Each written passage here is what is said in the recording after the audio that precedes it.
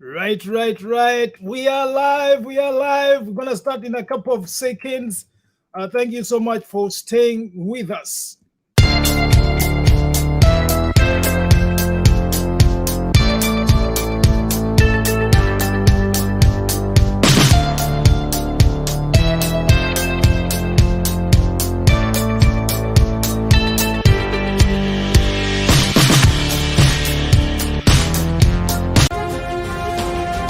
This is the state of the nation. Irifa Mwanga. We are deliberate, we are reasonable, we are uncensored. The state of the nation with Henry Sally. Right. Welcome to the state of the nation. My name is Henry Sally. Before we start, we wish to acknowledge this land on which the University of Toronto African Alumni Association operates. For thousands of years, it has been the traditional land of the Huron-Wendat, the Seneca, and the Mississaugas of the Credit River. Today, this meeting place is still home to many indigenous people from across the Turtle Island, and we are grateful to have the opportunity to work on this land. Are you excited to be here? I am excited to be here. Of course, I do have a couple of visitors in the studio that I'm going to be introducing shortly, namely Dr. Brian Alube and Dr. Joel Milembe, who are going to be educating us on the situation in Uganda. What is going on? What are some of the strategies that the government is using to circumvent the promises they made to the doctors? After we talk about the industrial action for the doctors and the state of the healthcare in Uganda, we shall briefly talk about the Omicron variant. Of course, we are in a pandemic season.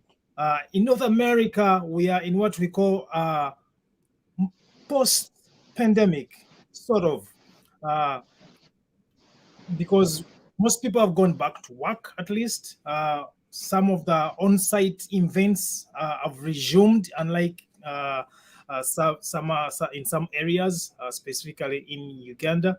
But now, with the new Omicron variant that has come in, of course, there are a few things that have come along, including new restrictions on travelers. We shall be talking about that. But first, please join me in welcoming my colleagues, Dr. Brian Alube and Dr. Joel Milembe. To start with, I'm going to invite Dr. Brian to introduce himself. Dr. Brian, welcome to the State of the Nation. Yeah, thank you so much, State of the Nation, for hosting us. I am so grateful to be here with you, and I am honored to be part of this. My name is Dr. Arube Brian. I am an intern doctor at Masakari General Referral, and we shall be telling you more about the industrial action and what we are doing to circumvent it. So, thank you so much for hosting us as doctors. We are so honored. Thank you so much for being here. Dr. Joel Milembe, I know you have been appearing on so many television sites. You have been working so hard in the media to educate the nation of what is going on. Dr. Milembe, welcome to the State of the Nation. Tell the people who you are and what the industrial action is all about. Thank you very much, Henry, for first of all hosting us and finding reason to host us on this show, which is watched and followed by hundreds and thousands of people internationally.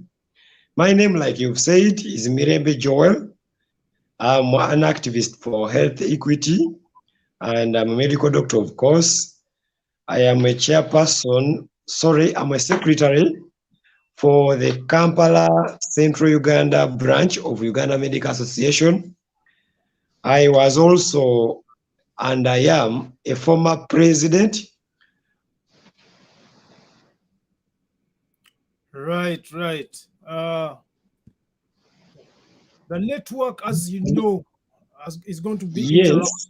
We expect that the network to be interrupted by, of course, the forces that be, because they don't want people to listen to these events that are going on in Kampala. Naye tujja kutwala obudde tubawulirize mpola mpola nga ebigenda maaso.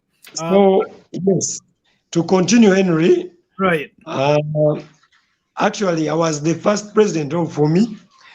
Dr. Brian, it's nice seeing you and actually sharing the same podium with you to break down these issues that have been pending for so many years. So personally, I am here to give the factual truth, full information about the state of healthcare in this country and how probably us, the beneficiaries of the healthcare, can join the human resource of the healthcare. Of course, doctors head the human resource teams. So when they choose to be away, it's a dilemma situation. But we are here to educate the world, of course, the country home, to make sure that we can have a solid, practical, holistic solution to this impasse. Right.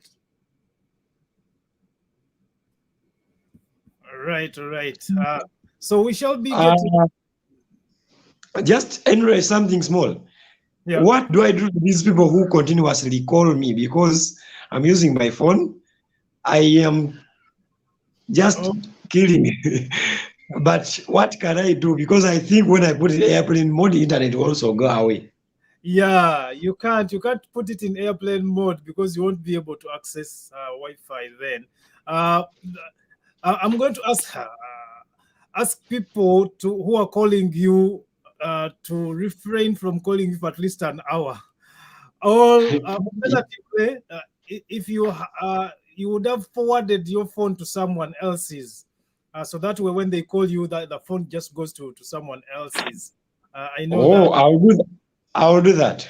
Yeah, if you have someone that you trust to pick up your calls, you can forward them to that person. So that way, you won't be interrupted a lot. All right.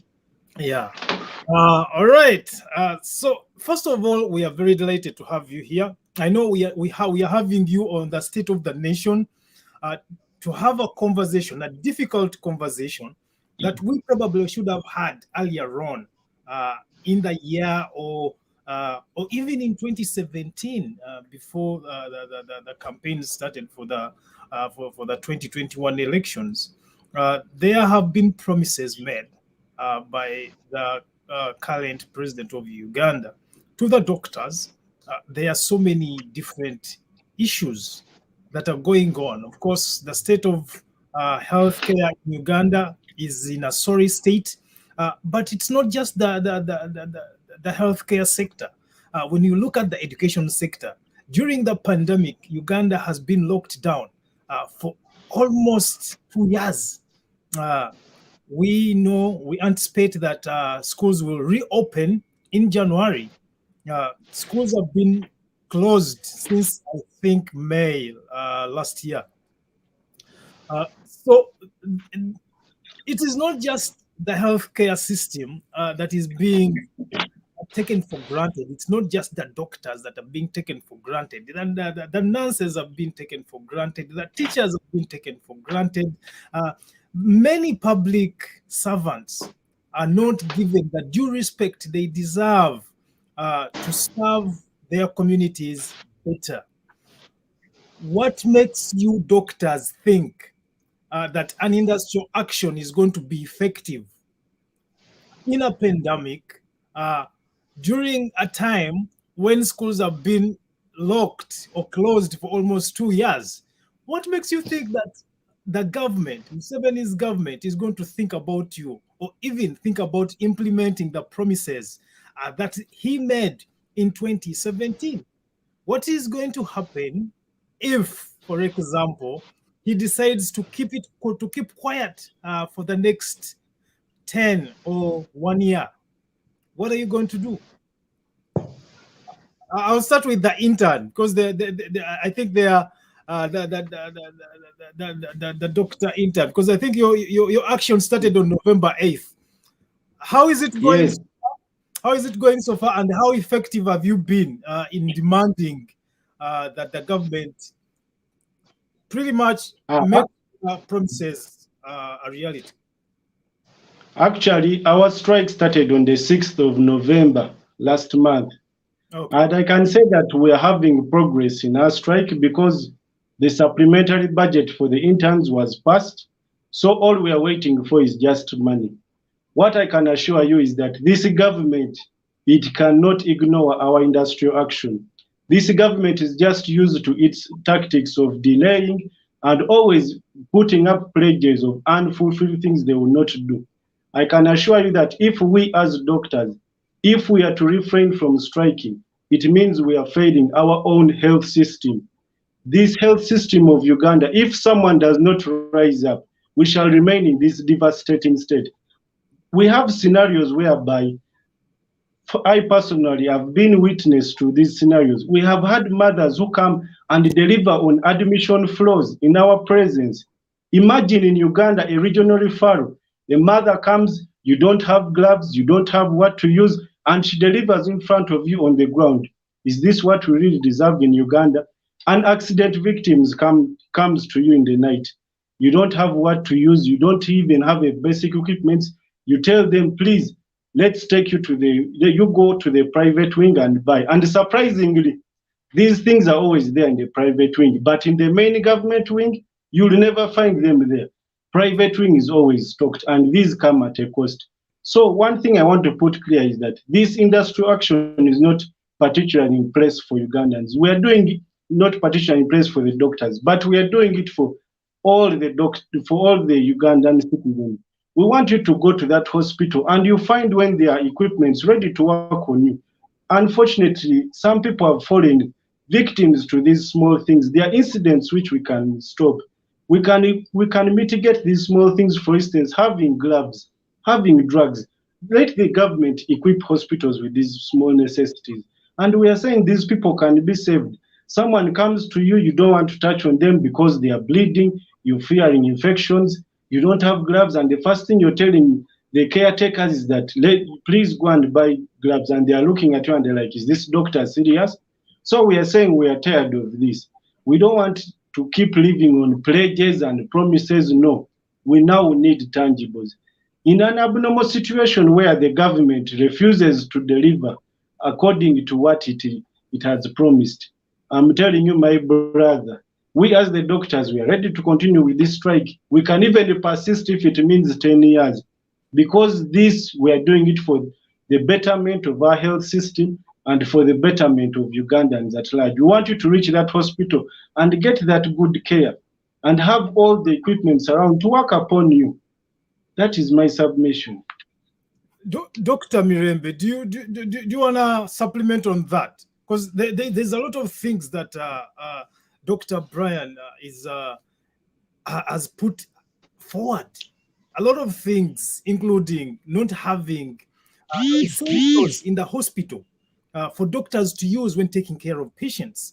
Mothers delivering on the floor of the hospital, which means there are probably no sufficient beds, but also the basic essentials like gloves, small things like Band-Aid, and all other stuff. How do you respond to his submission?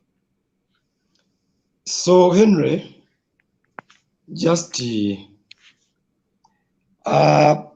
know, as a person who has been there, speaking on these issues day in, day out, since third year when I was a medical student, I'm proud that my colleague, Brian, an intern, is able to articulate the same issues very well. Thank you very much, Brian, for starters.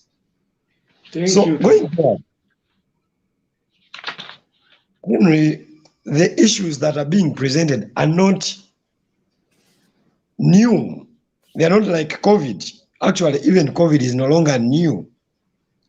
These issues started being presented to this government in 2011. There was a strike then, actually. Doctors kept quiet, nurses kept quiet, pharmacists kept quiet. The patients as well kept quiet because, like Brian has put it, and I want to just re-emphasize it, the industrial action led by Uganda Medical Association is not just for doctors, it's for the common good of all of us Ugandans. Ugandans watching home and away should know that, one, our leaders don't come for care and treatment in these hospitals. It is my grandmother, my mother, and all of you watching in here who got these centers. But when you come, their doctors are assuming. But then the reality is they don't have what to use to work on you. The drugs are not there. The just basic sundries are not there. So why should even doctors be there in first place when they cannot do their work? Let me tell you, Henry, some health center force where doctors are have been relegated to doing work of nurses. The reason is very simple. There's no machines and equipment and the capacity to let them train and practice what they studied. So why should such doctors anyway be there? Two, those who are there and there are some machines to use, they're overwhelmed by work. Over 40% of spaces in health center force, the regional referrals of this country, where we're supposed to have doctors, they're not there. Government has not recruited them. That's what I'm meaning. Yet, we have enough doctors in this country to recruit in those spaces. Why is this government not advertising those spaces? So, several questions. And I should tell you that those questions are not going to be answered if someone doesn't come up to speak up. The Uganda Medical Association, the doctors of this country, have decided to take up the space to speak up for the common Ugandan, to speak up for the entire human resource for health cluster of this country. That is over 150,000 health workers. Of course, the doctors are leading. But in 2017, when we had that strike, I should tell you, I was a medical student, but I was leading the FUMI, Federation for Uganda Medical Students Association. We had a common voice, and the small things that happened came because we had that strike. We told the government we are going back to work. The strike has not ended. We are coming back in case things are not sorted. We are in 2021, even after having a pandemic that killed, got many sick in several other countries, even developed countries. It would have been an opportunity for us here to organize our healthcare system. But Henry, what happened? What happened? They said regional referrals are going to have intensive care empty beds. Up to now, there is a regional referral X where I have worked personally, and not even one ICU bed has ever been installed there. But when they come on media, they say something else. You will see government officials saying, ICU beds are there, ventilators, they are not there. We are coming up to speak up to let Ugandans know what they told you is not happening. And we are not just coming up, we are telling Ugandans to get up and join us. We demand our leaders, those in the power, to make healthcare a priority. So in the event, you're saying, Henry just said, if government does not respond, we announced industrial action. The following day, phone calls were coming from State House that we meet and have a dialogue on how to sort these issues. And later, we are seeing them playing ping pong.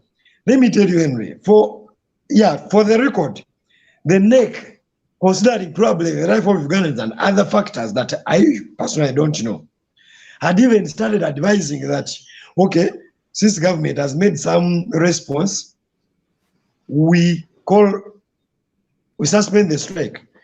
Doctors voted yesterday. 94% of the voters said strike should continue until when tangible results are seen. People want to go back to work. when they are sure, when I want an ultrasound scan, TV. Right.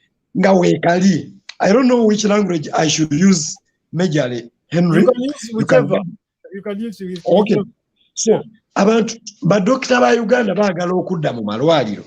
Bw'asaba ka TV bajja genda bakakole abeere guided okujja mu Uganda. Twagala okudda mu malwaliro nga tetufukamira ku maviivi kujjanjaba bannayuganda wabula nga babeera ku bitanda ebimala ne tuba examining ne tubalaba. Twagala okudda mu malwaliro ng'eddagala tukoye okuwandiika bukiitu n'ekitabo nga buli kaseera okuulamu olaba abalwadde ogenda okudda wako ekitabo kiweddemu wakiguze ku ssente zo nyo owandiikirako bantu genda kugula maki malwaliro. For the record, emulago waliyo eco pharmacy, waliyo fast pharmacy emunda mu ddwaliro, national referral, the biggest. Right. So when such actions are being done, it means government is deliberately neglecting its responsibility. Yet, it has not cut on taxes. Me on my salary, they cut 30%. Pay as you earn, it goes. This month, they cut some tax called, I have forgotten actually the real designation, but some 100,000 cut every month. Sorry, every year. It was cut. Those are taxes. When you start putting on this cheap coat, it paid the tax for me to put it on. This phone paid the tax for me to use it to talk to Ugandans. Data, you realize they increased the data taxes recently. So we are paying exorbitant taxes as Ugandans, and we are demanding accountability. One of the ways we can say accountability is an accessible, affordable, reliable healthcare system. Of course, education is second in command, and schools have been closed, but because that's not the topic of the day, I will choose to refrain from discussing it. But our issues are very clear. Let me tell Ugandans in diaspora and Ugandans watching home that we have doctors who have been serving them for the last 10 years. They were recruited as junior cadres. 10 years down the road, they are being paid as junior cadres. These guys have gone back to school, they have done masters, some of them have PhDs. But a PhD guy is being paid by someone who has finished school yesterday. And you think that person is motivated enough to serve. You see, I speak the truth the way it is. Ugandans should know, and the world, that it is not a curse or a crime to study to be a doctor. It is not. And we are not going to accept to be put in a box that it is categorized as a curse. And we are not missionaries. When we do missionary work, we do it at our personal initiative. Right. If government wants missionaries, it should go to the UK and other places which brought missionaries to Uganda. But it should also know that those people came and offered free services. It was not free because they colonized us. They took our gold.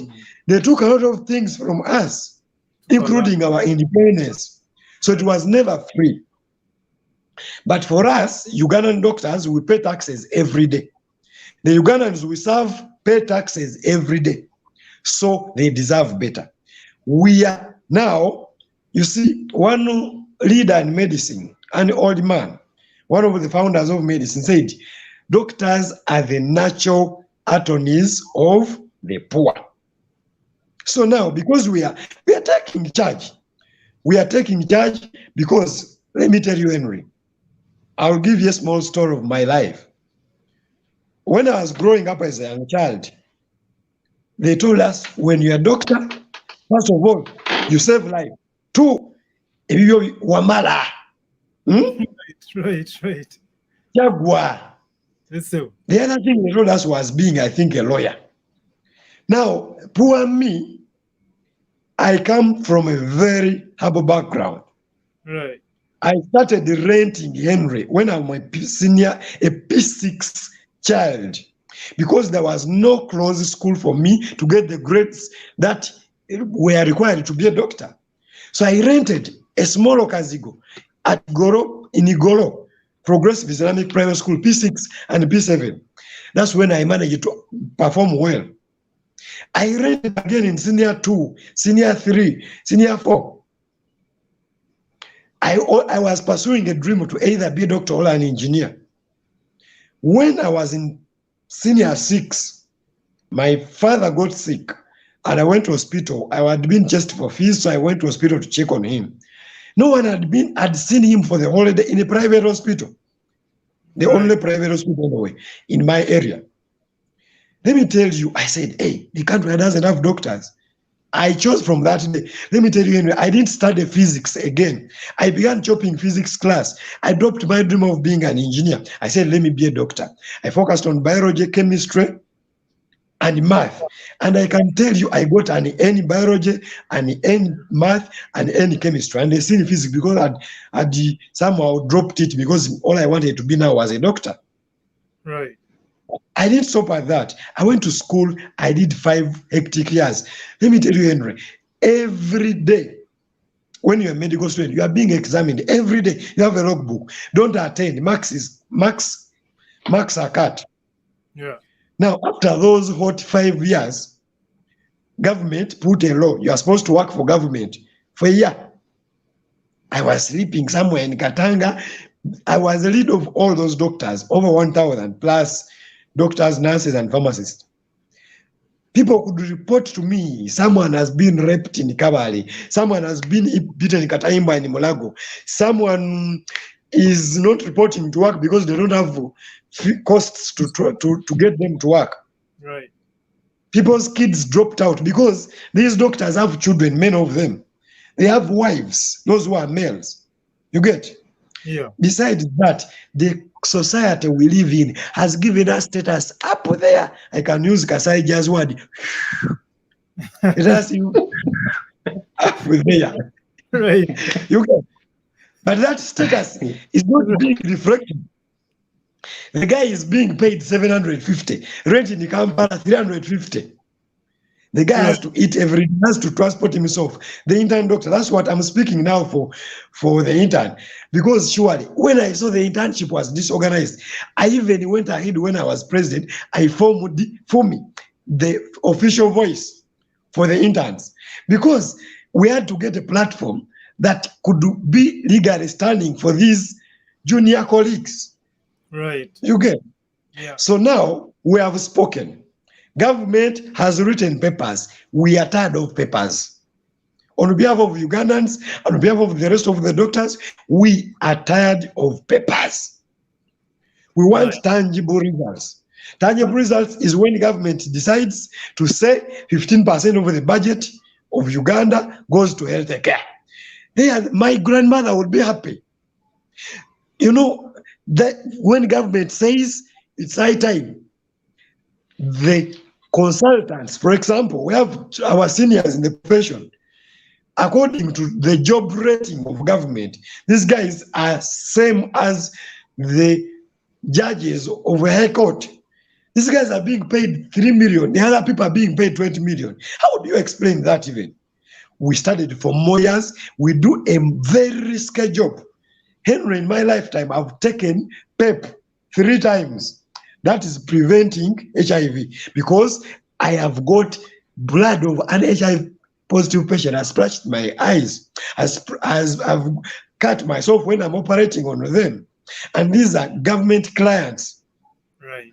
Now, someone is telling me I should keep calm when my life is at risk. Right. There is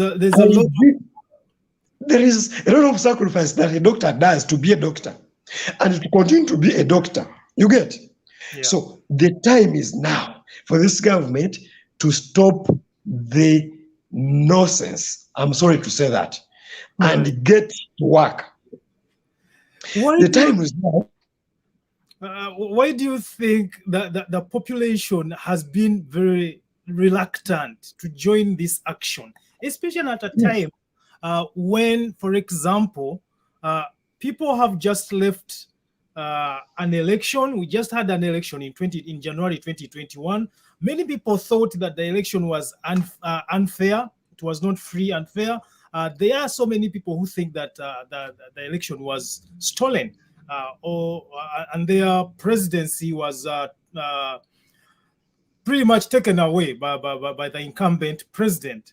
Why do you think those people who are dissatisfied with how events have been evolving politically have not necessarily joined this action, which is, according to what I'm hearing right now, very important, because it's not just a doctor's action. It is a national action. It is an action for the people to engage in these conversations and to be able to bring about the change that we all desire in a country. I want you to tell me, haven't you communicated well enough to the populations to join you in this very pertinent action? Let me start with the intern. Yeah, thank you so much. Actually, you see, that thing is now quite political.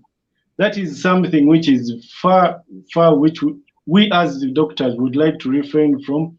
But though we would love to have the public stand with us, because this health thing is very important.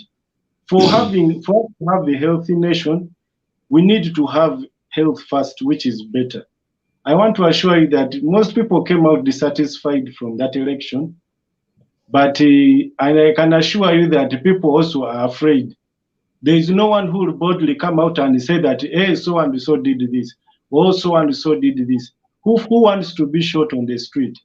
Yeah, I guess my question is that besides the politics, this would be a just cause for people to come and stand with the doctors to ensure that actually this government that may not be as legitimate as majority of people think, fulfill some of the promises, including the promises to the doctors that were made in 2017. Besides the politics, what do you think people should do to empower the action? Oh, yes. So I think people can empower this action.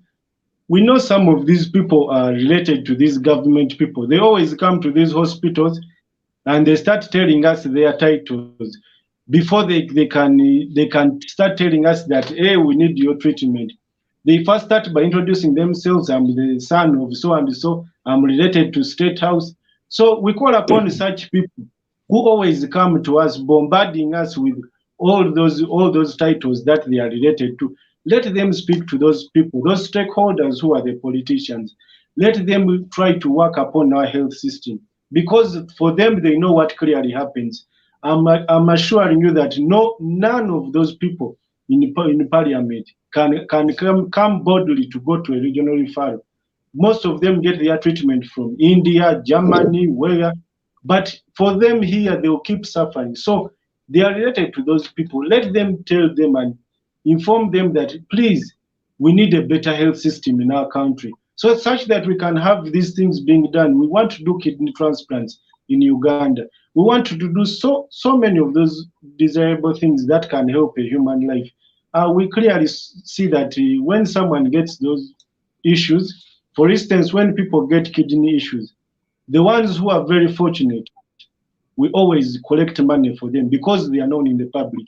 But if you go in regional referrals, the death rate of people dying from those diseases is very alarming. People die silently in those hospitals. No one is taking action. There is no one who will call for collection of funds to go and have a transplant for that person who is coming from deep in the village. All of that will just keep quiet because there is nothing we can do. The government has decided to keep silent. Another thing they can do is, we need the logistics. We as the UMA, we always invite these people to contribute to the UMA secretariat. They can give whatever they can because we have already mounted the pressure in the government. The government is willing to do anything they want for us.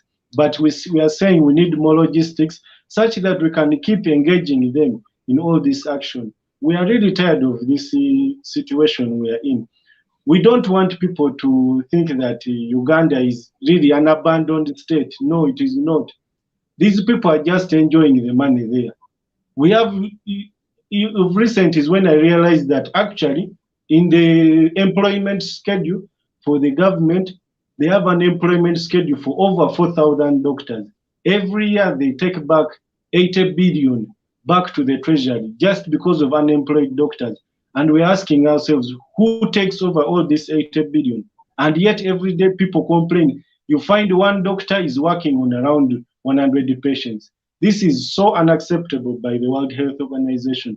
So we are saying, please, the best way to put pressure on them is by them complaining to their district leaders. They have other stakeholders. They know, let them keep complaining to them such that they can know that we need a better healthcare system. We can't continue like this, please. I really request them that we don't expect them to go on the streets, of course. We shall be going against the COVID-19 rules, but all they can do is put their leaders on pressure. Engage those leaders. Let them continue to mount pressure on them. Even as we are engaging them, we are not seated. We are not happy to be at home that we are striking, no. But we are doing this for Ugandans. We want Ugandans to come to a healthcare system whereby you can work on them properly. We don't want to be sending all Ugandans that please go to Kampala for an MRI. No, we don't want that situation. We want you to come and receive all the best care you can from wherever you are. Today we're having scenarios whereby a whole region only has one Class C ambulance. That is an ambulance which carries someone who is critically ill. Imagine in the whole region, you have only one Class C ambulance. So if a patient is sick for, let's say in Mutukula, and the ambulance is in Chazanga, it means the ambulance has to drive from Chazanga, reach Mutukula, and I don't know how long that distance is. Then from reaching Mutukula, you still have to transport the person to one ICU, which is in Mulago. In Mutukula, we don't have any ICU. So will you be taking there a live person or a dead person? Right. So we are saying we want to mitigate such things. We want the government to improve. Let us have ICUs in other regions. We want these problems to be just a hearsay. Let them be problems of long ago. Let them be historical things. We are tired of these things that if someone comes and you can't do anything and you just watch the patient die. No, we are saying no. And we call upon the citizens, please continue to mount pressure on the leaders. These leaders know the money is there, but they are just misappropriating that money. We have had scenarios where they are buying rats at 8 million. Imagine a mere rat, white rat, a rat which I used in senior 6, I cut it, and they are selling it at 8 million. Really, this is not real. This is not true, the true Uganda we deserve. We are well aware that these people fought in the bush, but you find you liberated Uganda. It's now a long time. People have been in leadership for quite some time. Let them put into place certain things, certain basic requirements which the man who pays taxes every day can at least enjoy and benefit from. We are saying let them put some drugs, such that these people can get these drugs readily available. Not coming there and then someone who has been paying his taxpayer every day and you hardly can help them. And you know, there's this tendency of patients, they themselves come thinking that you as a doctor, you are a miracle worker. The patient will try to give you something to entice you, thinking that you have the hands of blessings, you have some righteous hand which will heal them.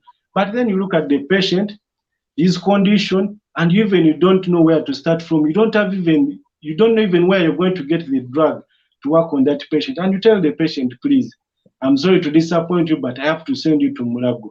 Why should everything be done from Kampala? Why should we all have only ICUs in Kampala?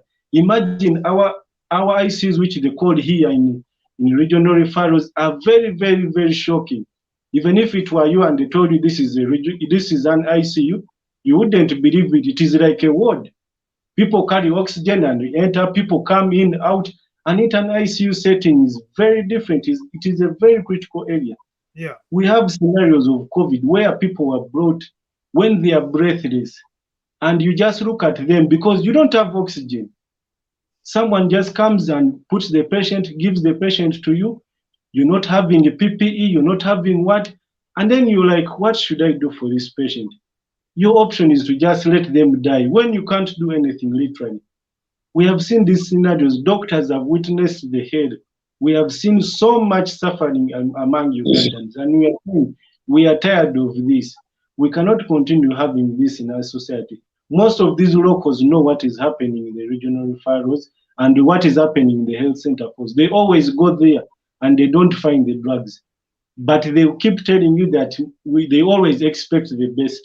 I can assure you that the vehicles from the National Drug Authority, they always come to the hospital, but they will park and the next day they will tell you, we don't have drugs in the hospital. And you will be surprised and you'll be shocked. You'll be like, what is going on in this hospital? Yesterday you saw the vehicle and today there is no medicine. So we are saying we are tired of this. We want our patients to be treated fairly. These people pay taxes every day. Please let their taxes be put into place. We need better health care providing to these patients. We are tired of this situation. It is really devastating. Doctors are very disempowered to go to work. Imagine going to work and you don't have the necessary equipment. Imagine you being a doctor and you go there, you don't have gloves, you don't have the drugs, the medicine to give the patients. What are you doing? It's like you're just killing your own vision. We are actually becoming almost like witch doctors because we just do everything on assumption.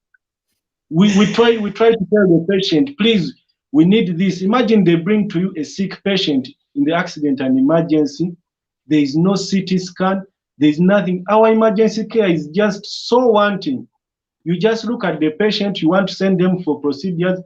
In the sick patient who you're not supposed to move, you're taking him to do a CT scan, and then you want to refer them. We are saying we are tired of this. Our counterparts in Kenya, they have improved their healthcare system. Recently, Kenya was boasting of how it has bought a helicopter to transport patients who are in distant places. For Uganda, even it is just so ashamed to say that even we have a Ministry of Health, because these are some of the necessities that need to be implemented. We need to transport people from those far distant places to come and get better health care in such a way of helicopters. This is better transport. But you'll find that in Uganda, it is only the generals, it is only the ministers, all those are the only people who will be entitled to being transported in the helicopter when they are sick. But we are saying we are tired of this situation. We are tired of Ugandans coming and they die in our own hands because of these reckless situations. No, it is very wanting. And for them, they just take heart. They don't feel hurt by these Ugandans. People pay their money every day. Imagine someone is paying his money every day and taxes are being chopped thoroughly, not a slight one, but thoroughly. People come, they expect you to give them everything. But the patients will look at you, you look at them, and there's nothing you can do, and then they just tell you it's okay, you people have tried your best. And yet if we had that basic equipment, people would survive. But I'm saying we are tired of this. Uganda deserves better. Our healthcare system can be improved. We are saying let the people come and pressure their leaders. Let the leaders pressure those who are above them, and then they will have to implement whatever they want. And I can assure you that this strike is still on. Even though the intern doctors receive whatever we shall receive, we are standing ahead because we want a better healthcare system. This strike will continue until we get deliverables. We are tired of letters. 2012, they wrote letters. 2017, they wrote letters. 2021, they wrote letters also. We are tired of letters. Now we want deliverables. We want something tangible. Let everything that we want be implemented. Otherwise, no.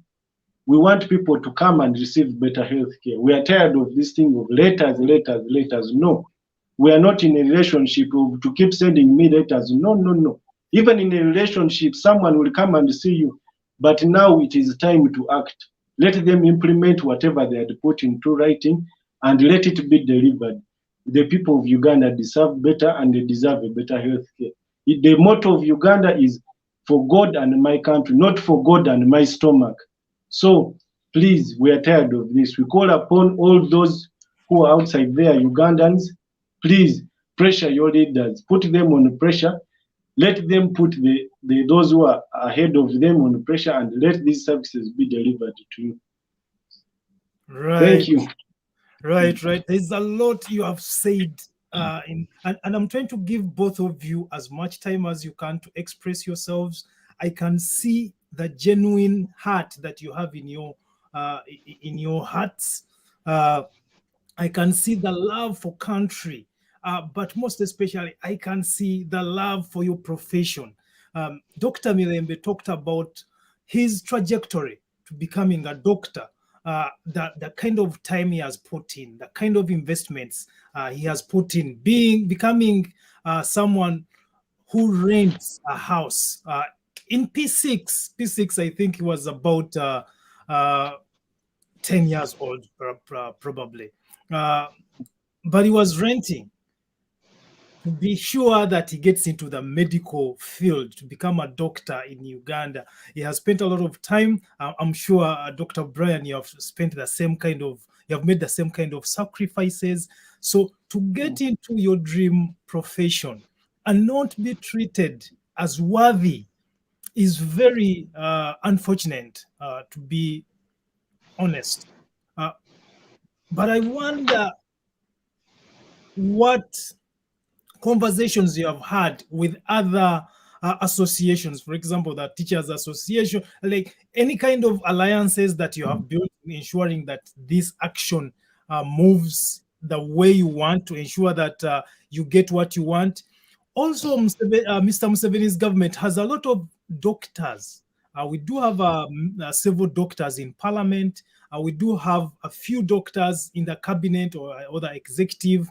Did these doctors go to Makerere, or did they go to universities within Uganda, or did they study abroad? And can they not see the precurrent situation that doctors are working within the environment in Uganda?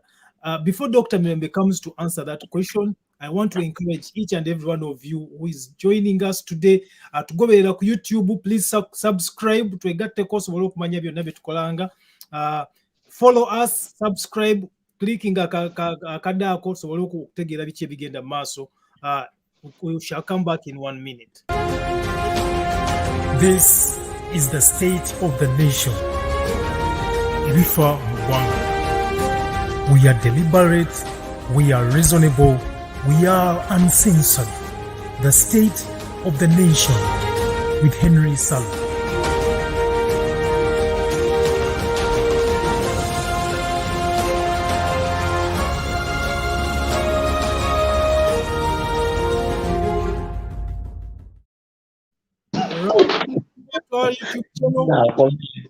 Dr. Mirembe.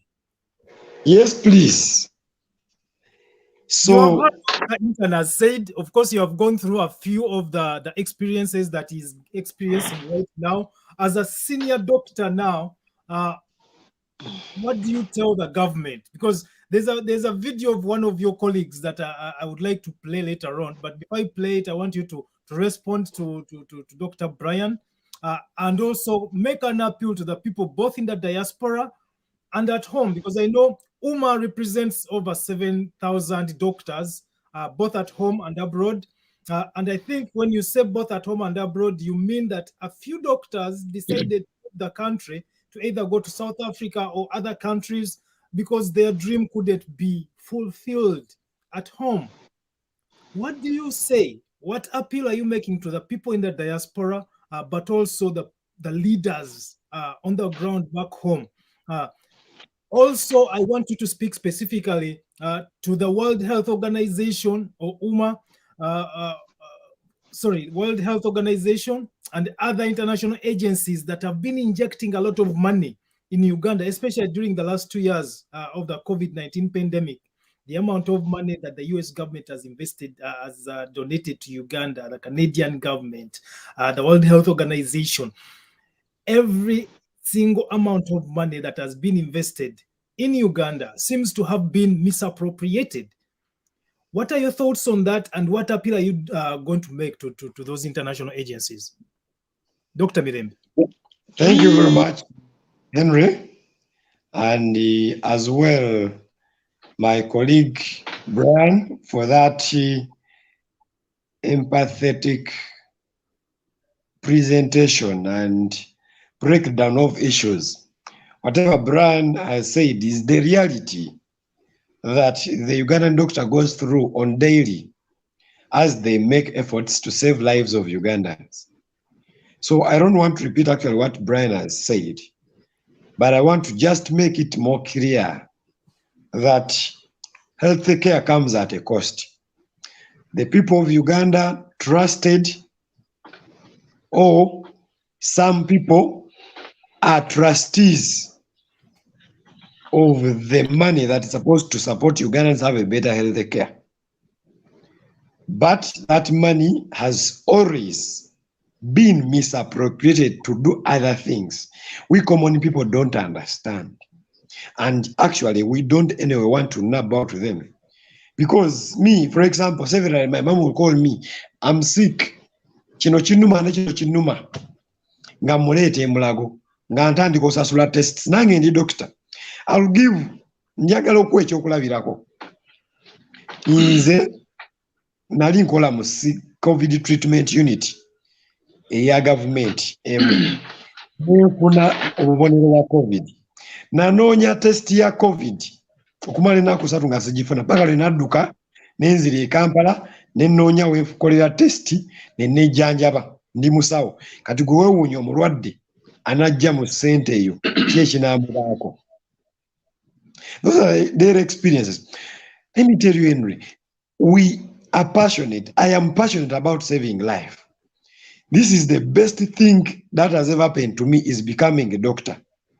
Now, yeah, the way this government, the working environment this government provides is nauseating, is belittling, is not worthy to work in. That's why we chose to lay down the tools and tell this government enough is enough. And also tell Ugandans enough is enough. Tukoye mokujja tubawandikira olupapula. Kikaseera muteeke gavumenti yammwe ku nninga. Eteekewo eddagala, eteekewo ebyuma ebikebera, ate n'abasawo ebasasule bulungi. Okuddayo mu byafaayo. Mulago yazimbibwa gavumenti ezaaliko nga gavumenti ya Museveni yabayikira tenajja. Ninjagala okubuulira Obote Amin bajjanjabwako e Mulago. Kyekibaawo kati obuseera ebiriwo ne kansala tayagala kujja Mulago, tayagala kugenda mu senta ya gavumenti. Let me tell you, Uganda erina abasawo abasobola okulongoosa okujjamu ekibumba ne bakizaamu, okujjamu ensigo ne bazizaamu, kidney transplant, liver transplant n'ebirala.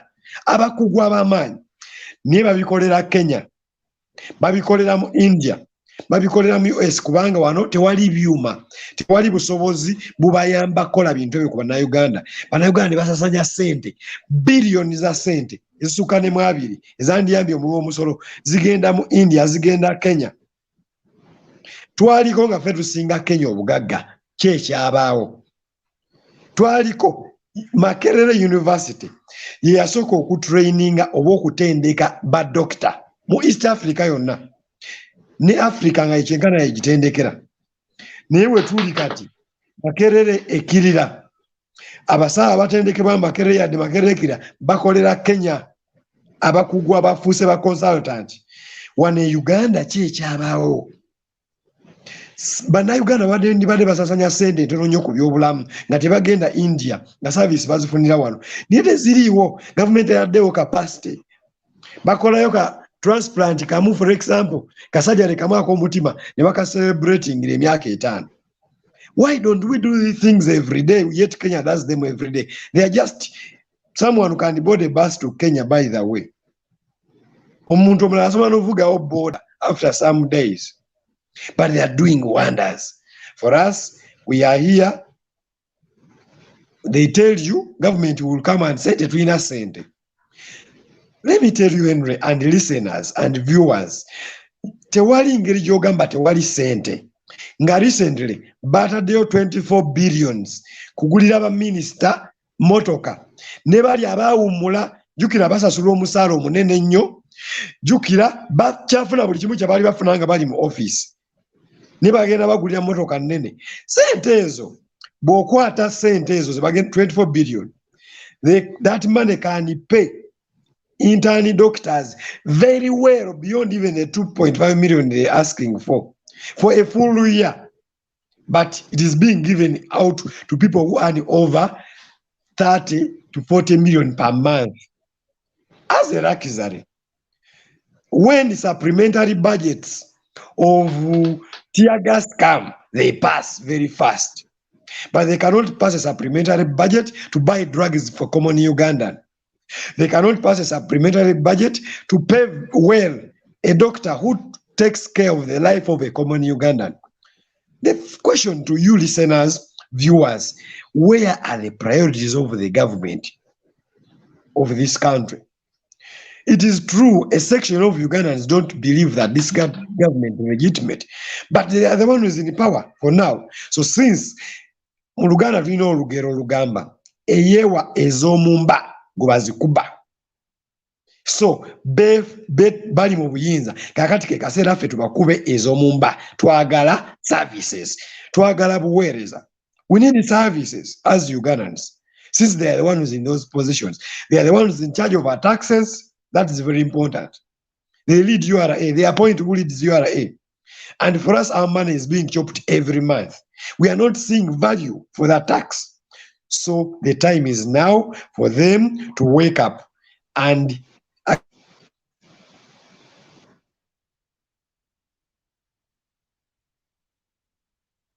glitch.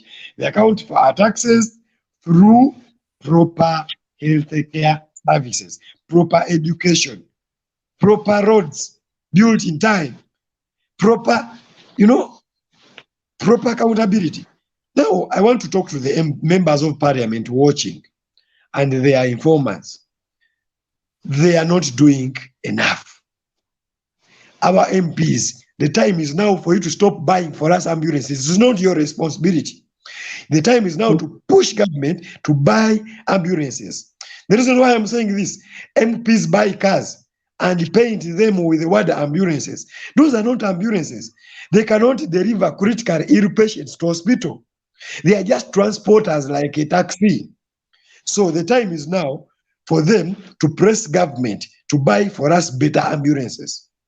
The time is now for them to stop approving classified expenditures. Expenditures, we don't know what they do. And they approve better budgets for education, better budgets for healthcare. The MPs are supposed to actually be leading this fight because they have relegated their duties to be paid some money, then they approve some budgets for some people who want to do certain things. Now we have taken up their work. MPs of this country, you are doing us a disservice. The time is now you wake up. You are being paid very good amounts of money. That money is enough for you to secure money, logistics, to push this government to get things done. But all you do, you wait for a resolution that has interests of probably the president. Then you ask for some unscrupulous money, millions of money of taxpayers' money given to you. Then you keep quiet. To call you. MPs, the time is now for us to act, for you to act. Ugandans voted you. If they didn't vote you and you are in their office, we didn't tell you to put yourself in that office. Please act now. If you pay the people to buy votes, we don't want to know. We didn't tell you to pay for the votes. The time is now to serve us because you are in our office. That office belongs to us, the voters, us, the doctors, us, the teachers, us, the agricultural people, us, the border people. We need better. The fuel prices are rising. Borders are very expensive of recent. Those people need those services, Mr. MP. Let me tell you, Henry. I'll tell you this story. That one, and it is summarized. The doctors of this country, when they are called in the night to go and see patients, they look for their border guys to carry them. Along the way, Butaima men are waiting for them. Yet, this government phoned up found an arrangement where a doctor could be given a car tax-free, and then they pay the money which has shipped that car from abroad at a smaller rate over 2 to 3 years. Currently, you have to look for about 40 million, 50 million to buy a car that can take you to work, that can help you do your work as a doctor. Why can't this doctor, at least this government, at least take away waiver taxes? Lwaki batunula butunuzi? So this war, as long as I know, as long as I'm personally involved, is going on. This war is not against government, is actually in support of government, because when the people have better healthcare services, probably they will vote them again. So they better act. Actually, for us, probably we're acting in their interest. But now, if they cannot do this work, they have amassed enough wealth, they should go and rest. For us, the young generation, we are ready to take charge. We know what our people want. We have the wisdom, the technical know-how to do it. We want to request Ugandans to entrust the generation that is talking to them. We are victims of these issues, and we are willing to sort them. I wouldn't have gone that far, but let me go that far, because the issues that are at hand deserve 21st century answers. 21st century answers demand that ambulances are all over this country. They demand that CT scans are in every regional referral of this country. They demand that the doctors of this generation are paid well, such that they focus on the common Ugandan. But when you pay me poorly, be sure I am going to go and moonlight. As I moonlight, I assure you, I have to. Let me tell you, our children also deserve to go. Let me tell you, I started from St. Mark's College in Amagoma. In that class of 60 students, I think me and my other friend Kayanja, we are the only poor students there. The rest were coming from rich families. For us, we went there as students on scholarship because we had performed well. That's the only ticket we had to go to a good school. So you think I want my kid to go to that poor school where they have to rent to get good grades? My kid, I'm not going to say that, to allow that. I will either go to another country to get better money for my children, or I'm going to make sure I'm on light. But that is at the expense of a Ugandan's life. So please, government, the time is now to fill up all those vacant spaces for doctors, for nurses, for pharmacists, and other paramedicals in the healthcare sector. Of course, that goes for the rest of the other sectors. In education, in agriculture. Let me tell you, Henry, of recent, I'm also a farmer, by the way, and this season I grew tomatoes. Let me tell you, I have tomatoes where I had to, the prices which were existing when I was planting, and towards almost my harvesting, I could make over 10 million. But I want to tell you, I have not raised even 500,000 from that garden. Yet I invested over 4 million in that garden. Reason is, tomatoes are ripe, no buyers. How? We were exporting them to Sudan. The transport is bad.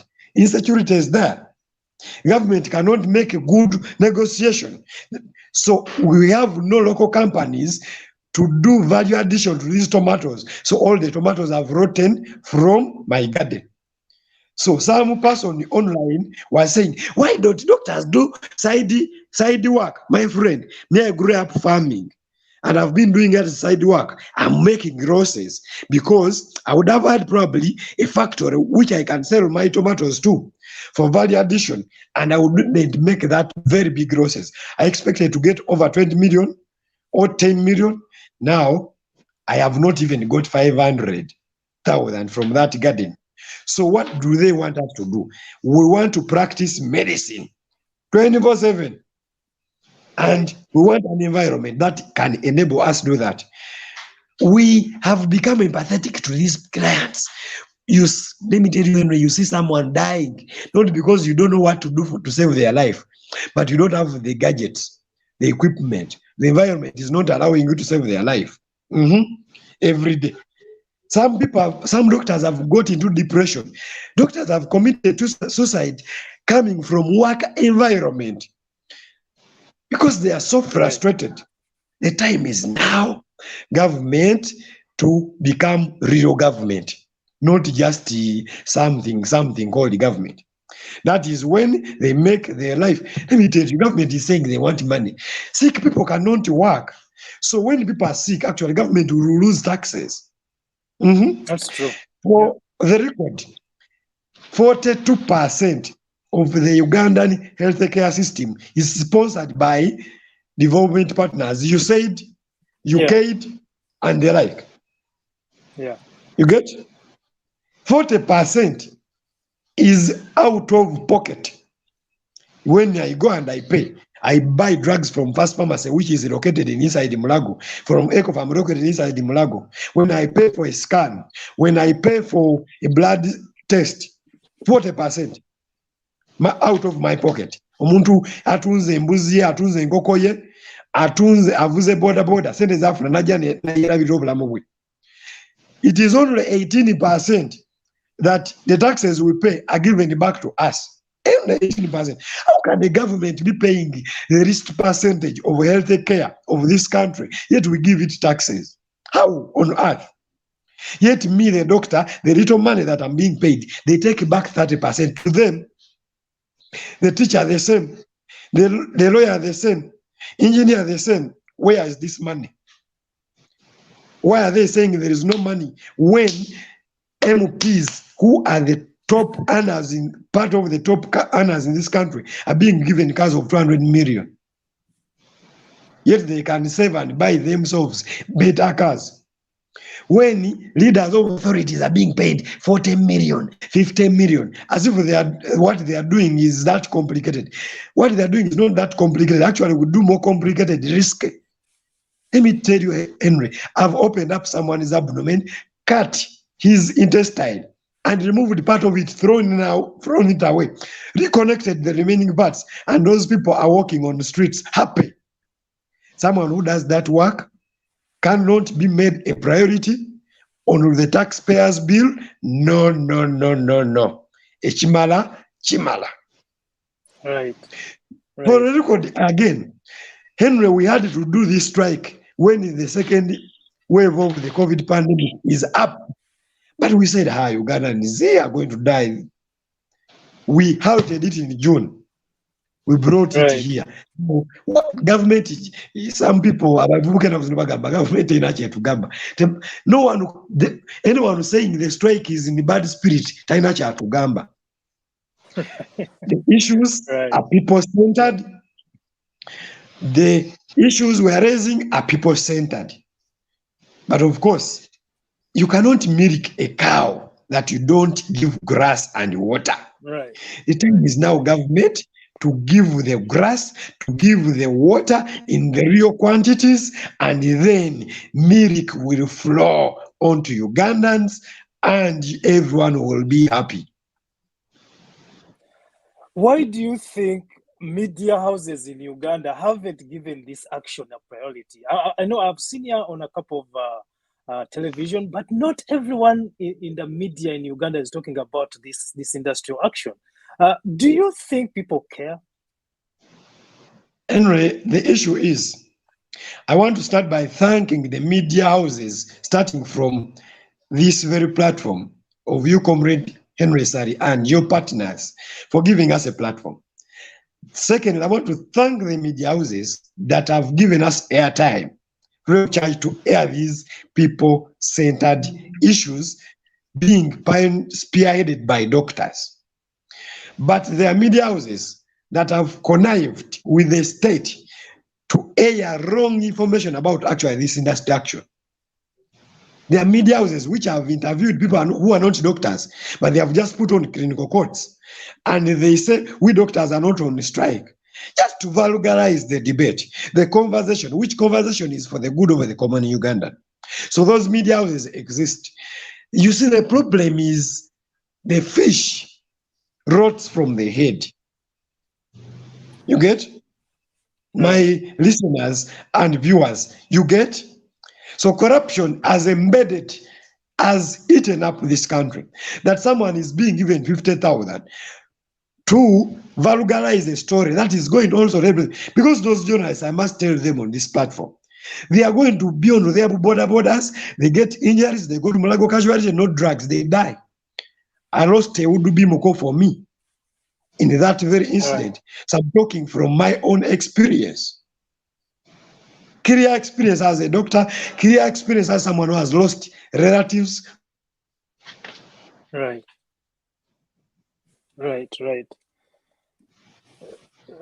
I'm not sure if the internet. Yes, someone was calling, is the one who disrupted the internet, but I'm sure now it's back. So now I want to end this submission, this section, by saying, Ugandans, we are not here to fight anyone. We are here to fight for everyone. That everyone is that mother who is still sleeping with their poultry, their goats in the same house. That is a health hazard.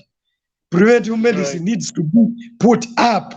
But how shall we go ahead with the preventive medicine when even curative is failing? When we have not been given the facilities. For example, National Development Plan of Uganda approved that there should be a doctor at every sub-county. But I want to report to this platform and Ugandans, I come from Maokota South constituency.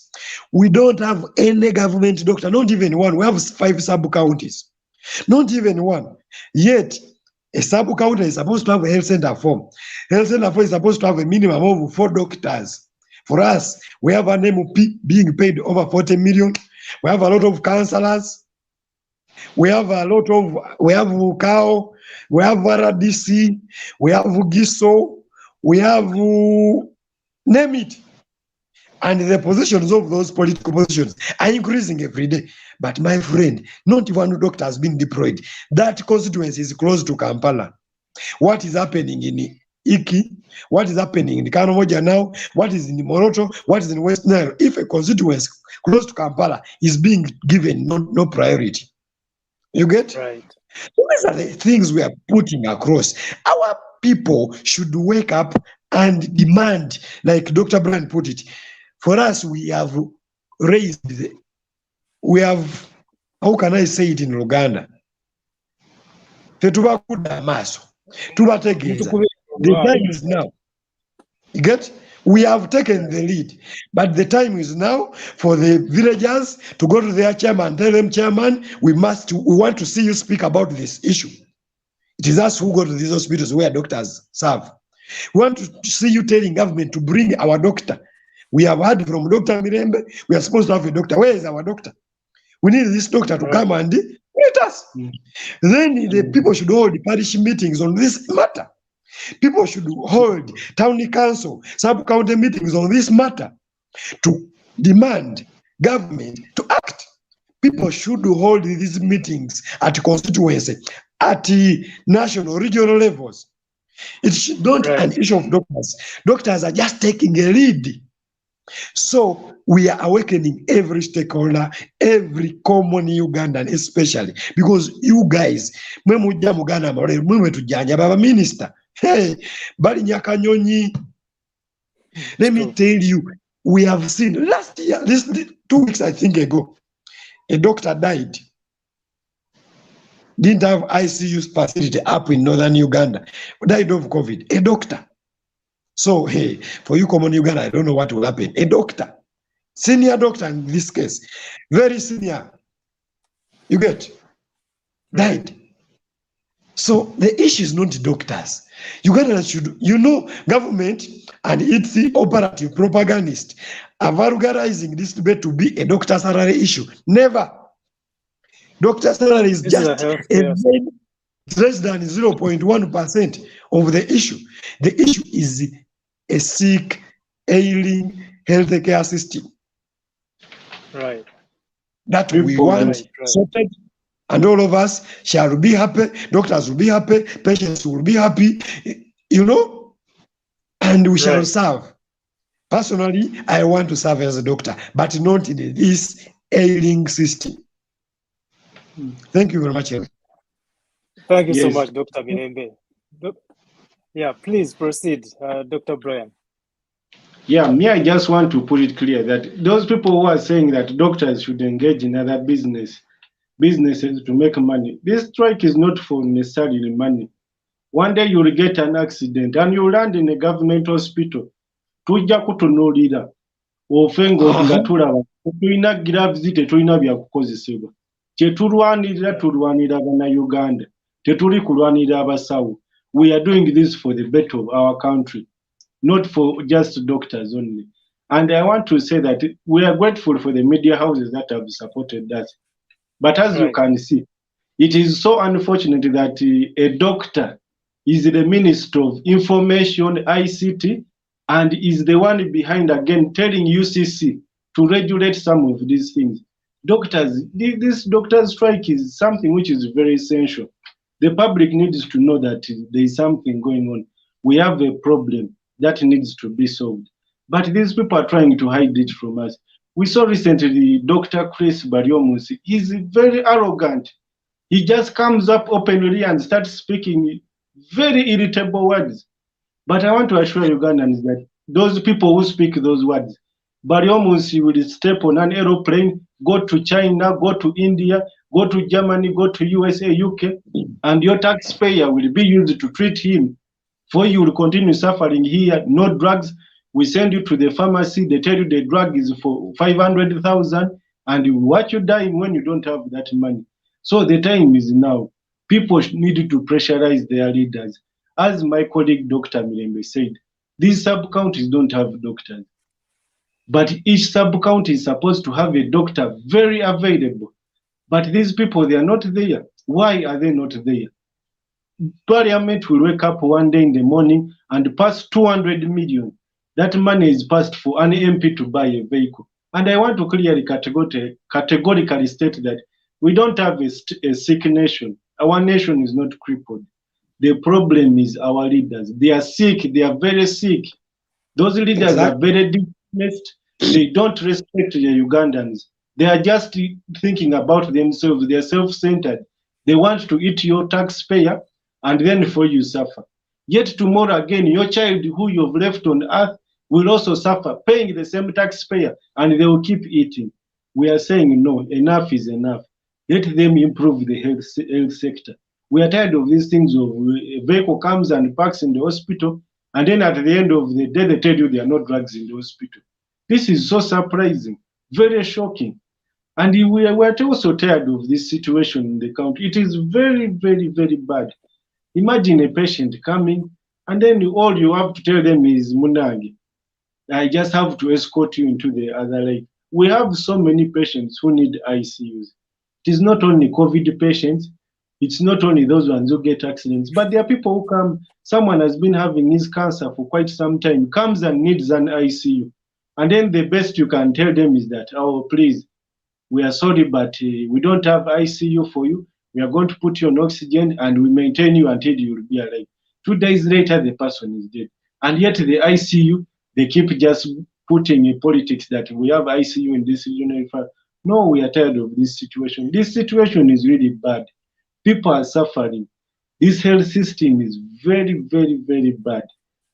I'm telling you, you will come here to the hospital, you find when we don't have equipment, so the time is now for the public. Let them pressurize these leaders. These leaders know what is happening, and they know that doctors are doing the right thing because we are fighting for them. We are not necessarily saying that we are fighting for other people. Of late, we have doctors.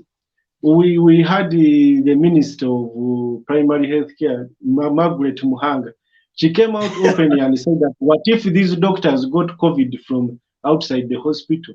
And I'm asking myself, really, a doctor who has been working in the CTU and died, who has been treating patients in the COVID treatment unit, succumbed to COVID after even testing positive to COVID, and then he got it from the community. I think you can see the kind of people we are having. in our leadership. Very sick people. Their mentality is full of dishonesty. I can say that our government has leaders who are just acclimatized to telling lies. Our president came out and wrote a presidential directive saying that this must be implemented. Someone somewhere just said, no, let these people remain at this amount. Why would they continue doing such things? Why don't they consider other Ugandans? Uganda is for us all. It is not for a few people. Fine, you did whatever you did, but we are saying no.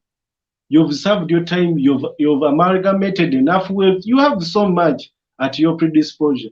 Why don't you now give these necessities, these small necessities, to the person who is making you rich every day? People pay their taxes, but it is so very, very bad for someone to come to the hospital and he cannot even access a mere drug, really. This is so ashamed. So we are saying it is just not for doctors, it is for the whole nation. Let them engage these people. These leaders know what is happening. The people who suffer are these LC5s, but these LC5s also know what is happening in our country. I can assure you, these politicians, they will keep traveling outside, abroad, but these 180 and these people here, middle income status, one day you'll come to the government hospital after getting that accident, and we also tell you the same problem. Who would you blame? Would you blame the doctor? No. But we are saying, let's improve this. We are tired of this situation. You pay your taxpayer every day. Let your taxpayer be put to use. Thank you. Right. Thank you so much for those submissions.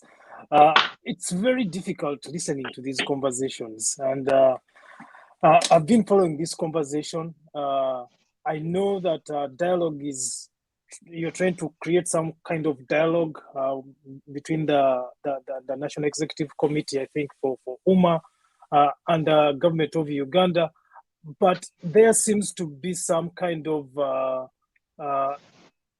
interests now, or some kind of attitude that is going on within the National Executive Committee of UMA, where some of the people might be leaning toward encouraging you to call off the strike.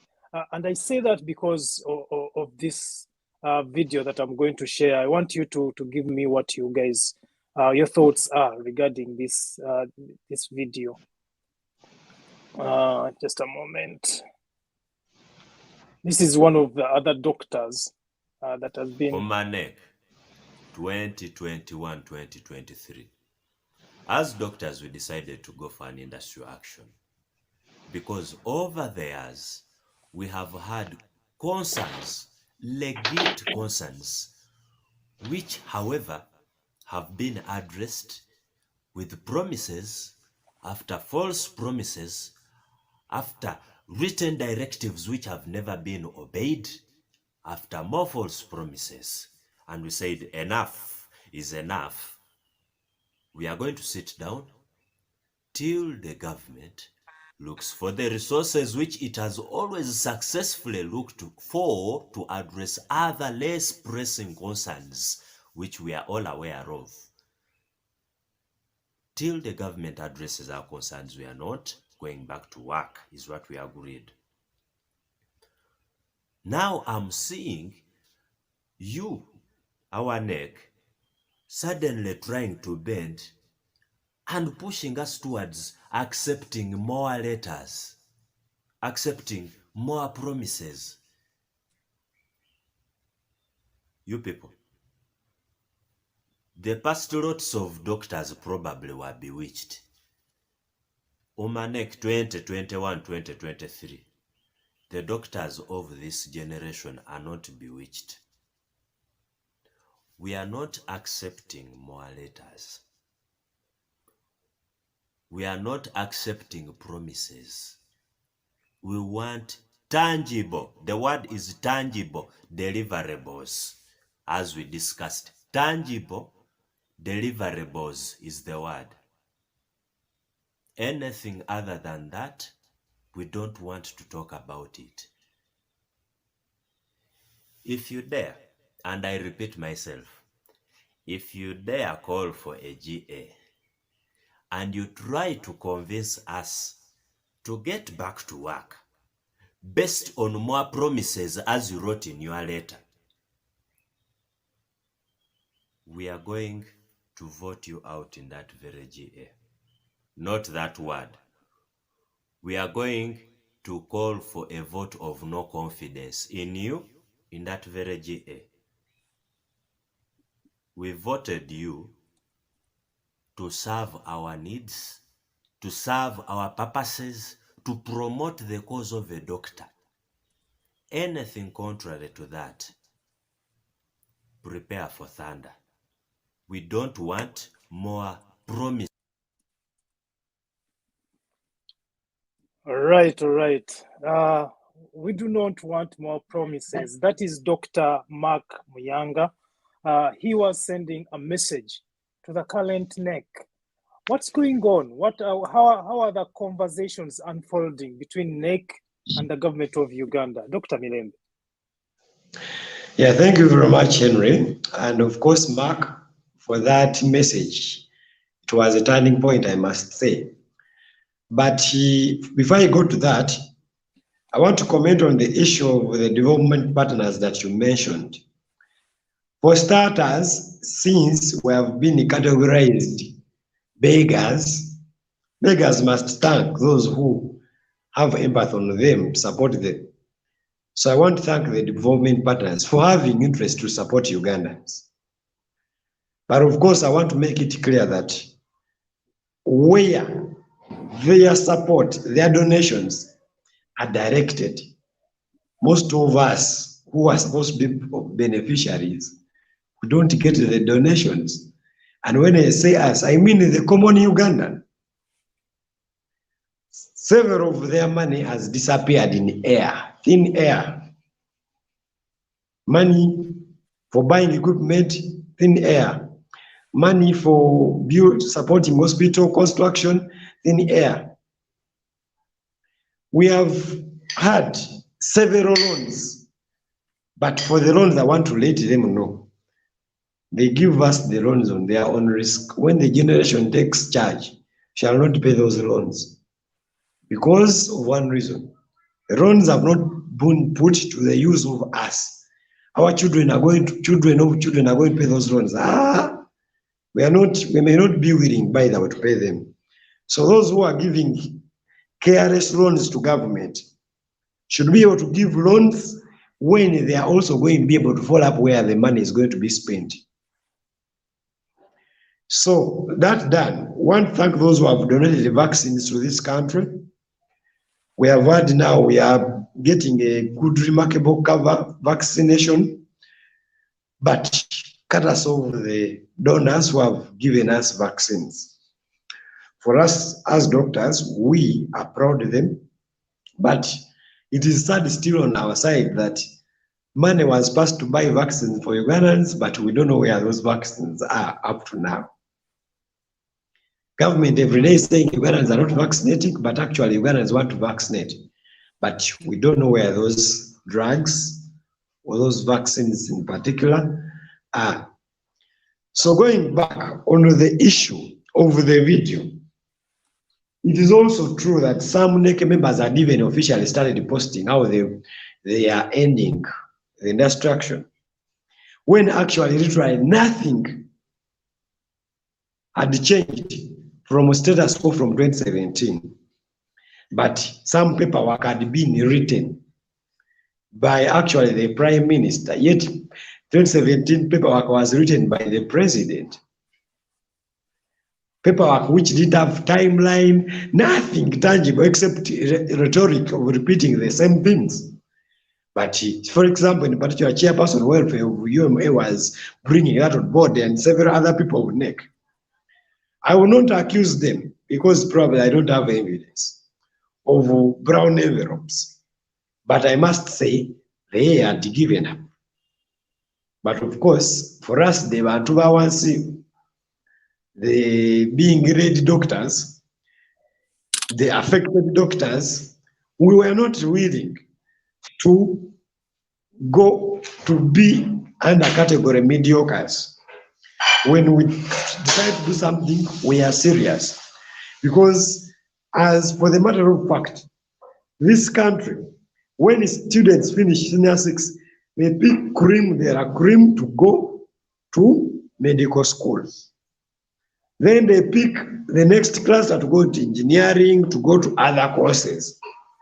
And I'm not being arrogant, being proud, I'm just stating a fact. So if this country pays school fees for many of us, for example, I studied medicine on a merit scholarship because I got my A's, I got that merit scholarship. But I can confirm that it is taxpayers' money which was paid for me to study. So if the taxpayers paid that amount of money, we cannot take it for granted. We cannot allow that we tell them this and do otherwise. So yesterday, actually, they organized a meeting which had to spearhead that agenda, but doctors voted otherwise. I want to confirm that the doctors of Uganda, 94% of them, percentage, not even a number, of the attendees voted industrial action should continue. The FUMI, that is the Association for the Medical Interns, started on 6th. They are still on strike. Actually, their supplementary, like Dr. Brian put it, was approved.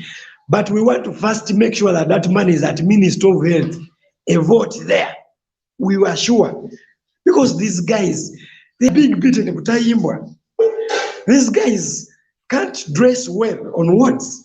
Some of them are getting depressed because of the way the working environment. So once them get that money, buy better clothes, stay in better accommodation because government failed to provide accommodation at the hospital premises. This is something that was obvious before 86, my friend.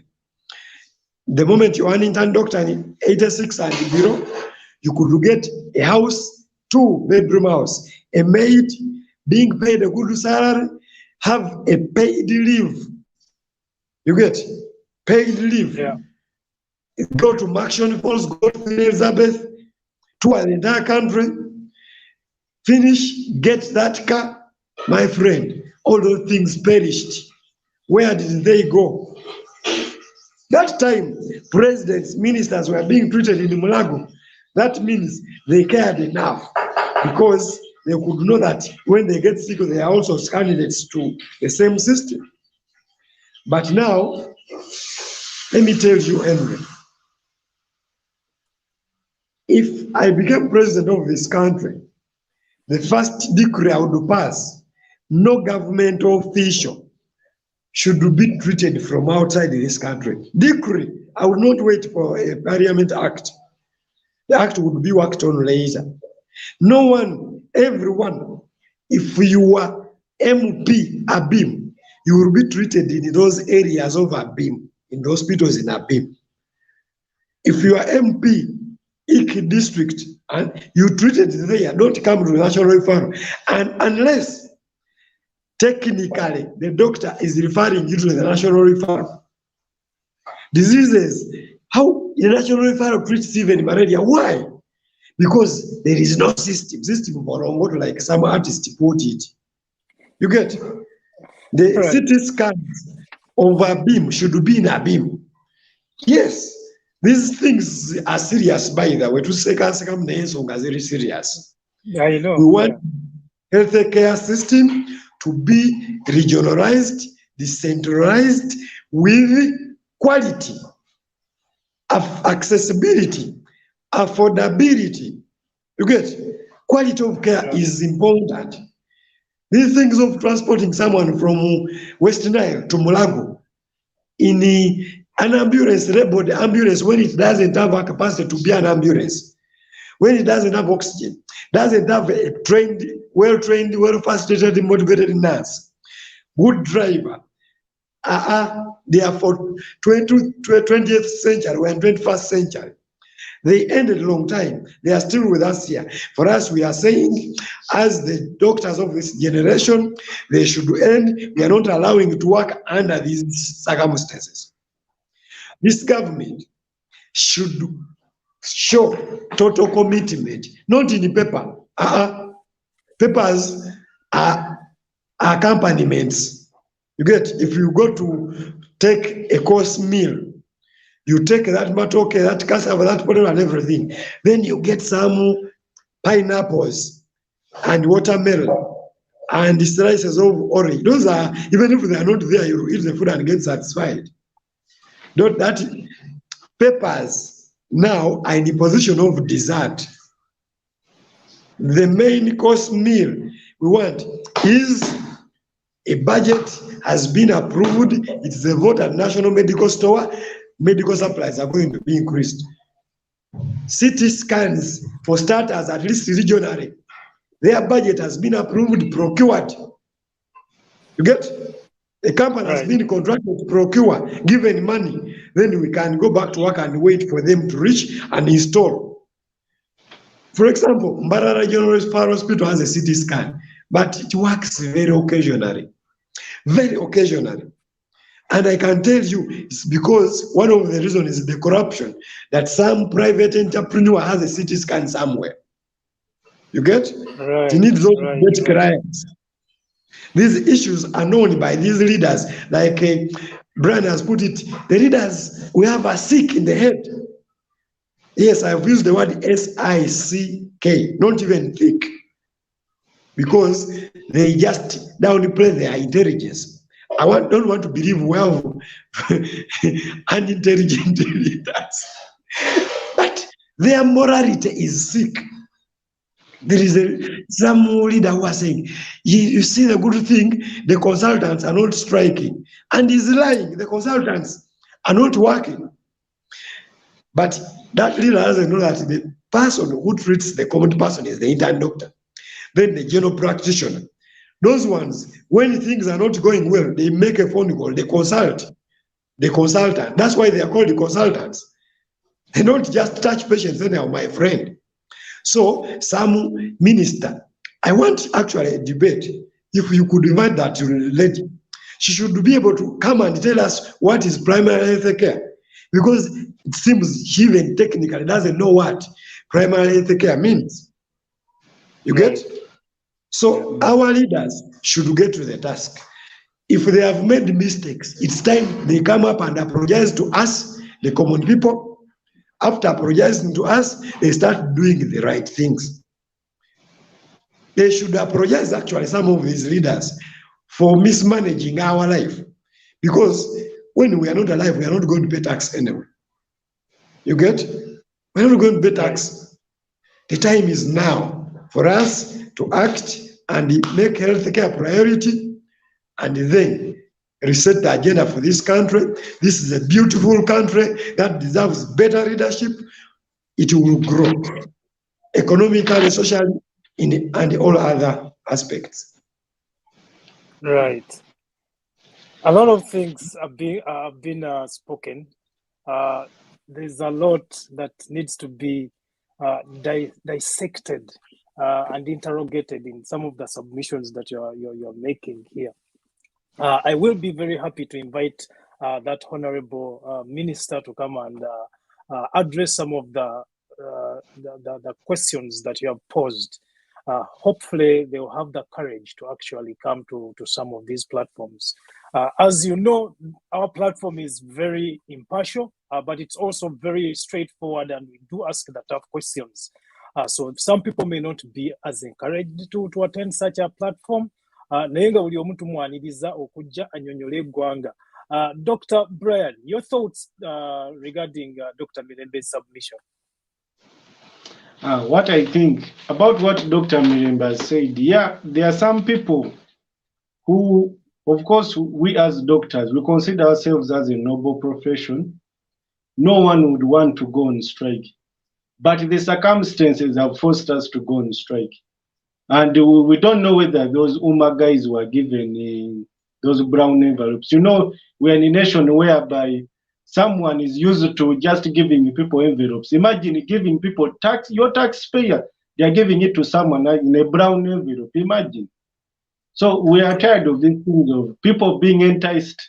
We are saying, no, the doctor's integrity cannot be stepped on like that. No, we cannot just be bought by brown envelopes. No, that is undermining our integrity. So we are saying, if the NEC had voted against, as our colleague Dr. Mark had stated, we are going to vote them out because we are very determined. This strike has to go on because we are not fighting for doctors only. We are fighting for the good of the Ugandan health system. And I want to clear there, you see that person who you're trying to invite, she tells us that we are students. But I want to assure you that when we left medical school and started internship, we came here with 2 degrees, a bachelor's degree in medicine and a bachelor's degree in surgery. We are not students. We are undergraduates. We are just doing this internship to get a license. And when you go to majority of these regional referral hospitals and general hospitals, the first person you must interface with is an intern. Imagine meeting a broke intern on when you've come there to be reviewed. Imagine meeting such a person. He's thinking of his rent, he's thinking about his accommodation, he's thinking about feeding. He has so much stress on his mind, and you think he will be the best person to handle you? No, a broke doctor is very dangerous. He can actually write a wrong medication for you.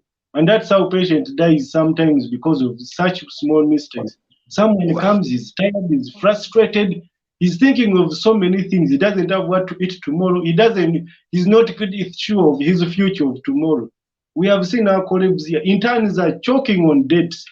Imagine you work 48 hours, you work day, you work night, then even the next day, you still have to be there around. Due to understaffing in the hospital, we have very few medical officers. You'll find each ward is assigned 1 medical officer. So the intern has to do all the donkey work. You have to review all the patients. You have to do what? You have to make sure that you are available, because getting that license, they may say that you have not been working. So you work straight 48 hours without resting. Then you go back at home. Your landlord is looking at you.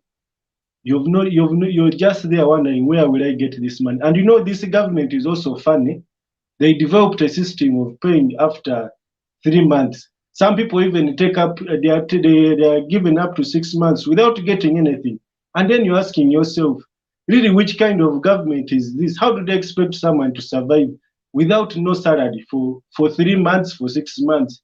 And then they just want to send it to you as a lump sum. You're already in debt, you're choking on debt. You remain with little money, and still you have to go back to that debt. So you go back, you're asking yourself, where will I get money for accommodation? Where will I get money for feeding?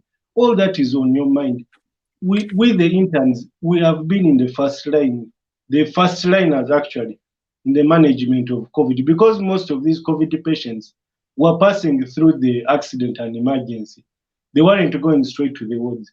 But I'm assuring you that we would just go with these usual clothes of ours. You go with your clinical coat, you go with your mask, which you have used for like 5 days, and then you're seeing a COVID patient. Interns fell sick. One of our interns almost passed on, and the government was just quiet. And it was so devastating to see an intern very sick, someone who has been managing, and then someone just comes up one day and says that these people get COVID from the community. Really? I think we should become serious with our health system. We need so many things within our health system. It is dying. It is a crippled health system.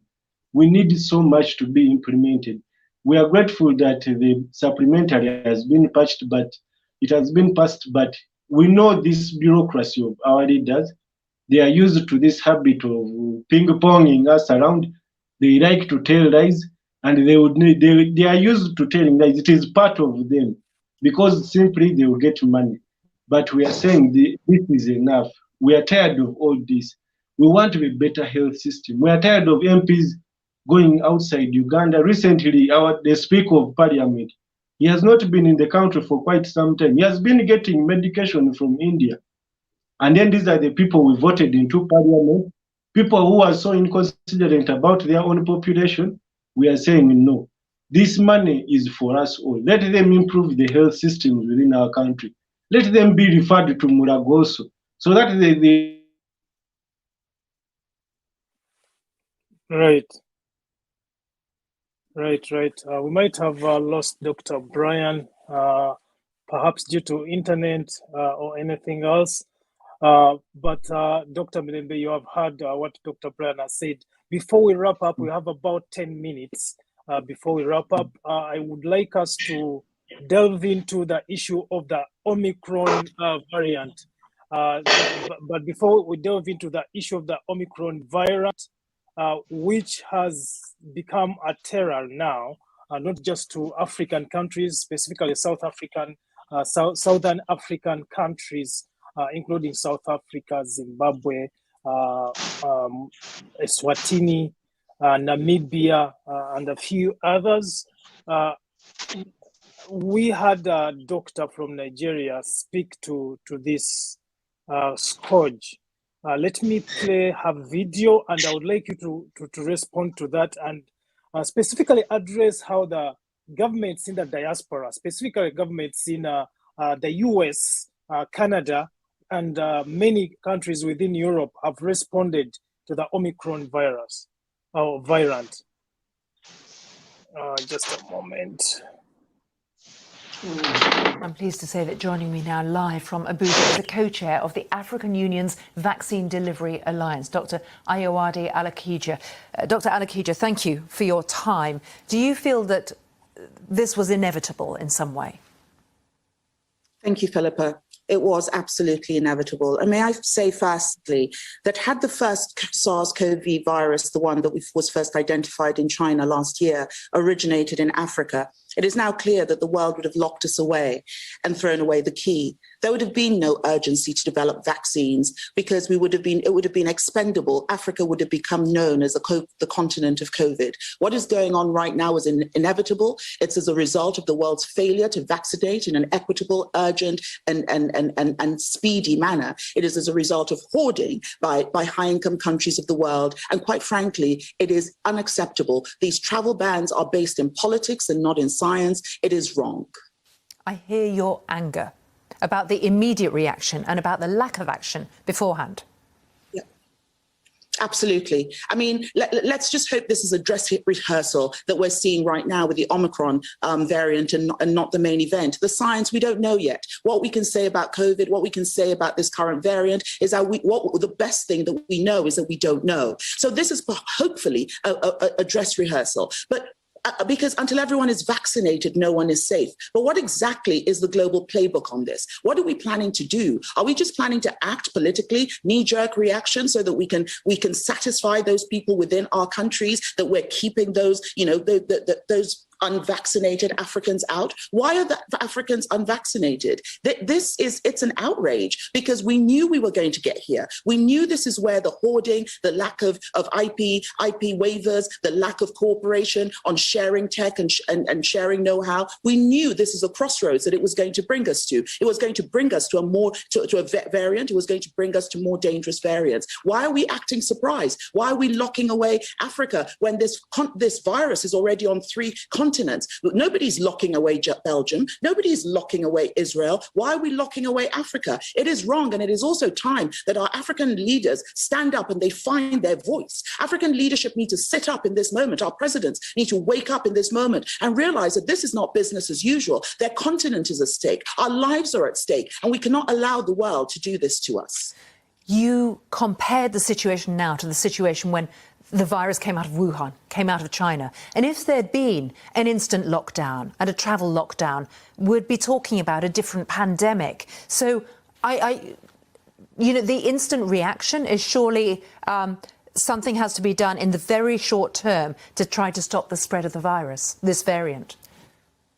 Absolutely, Philippa, but something needs to be done to everywhere. Let there be, my recommendation is have a coordinated global shutdown of travel for the next month if you want, but don't single out Africa. Don't single out South Africa. Botswana actually is where the virus was first identified. But do you know what was going on with Botswana a few months ago? The Botswanan government ordered 500,000 Moderna vaccines at $29 per dose, much higher than the rest of the world paid. They did not get those those vaccines because other people jumped ahead in the queue. Moderna supplied to other countries and did not supply to Botswana. And so now we have a variant. Do we know where this variant originated? No, we don't even know that yet. It could possibly be that the excellent science in South Africa has shown it up, but it could very well have come from anywhere else. This is discriminatory, it is xenophobia, and it is wrong. Let us follow the science. Let us not follow politics. Let us share the know-how. Let us allow African countries and others to produce their own vaccines so that we do not get to an Omega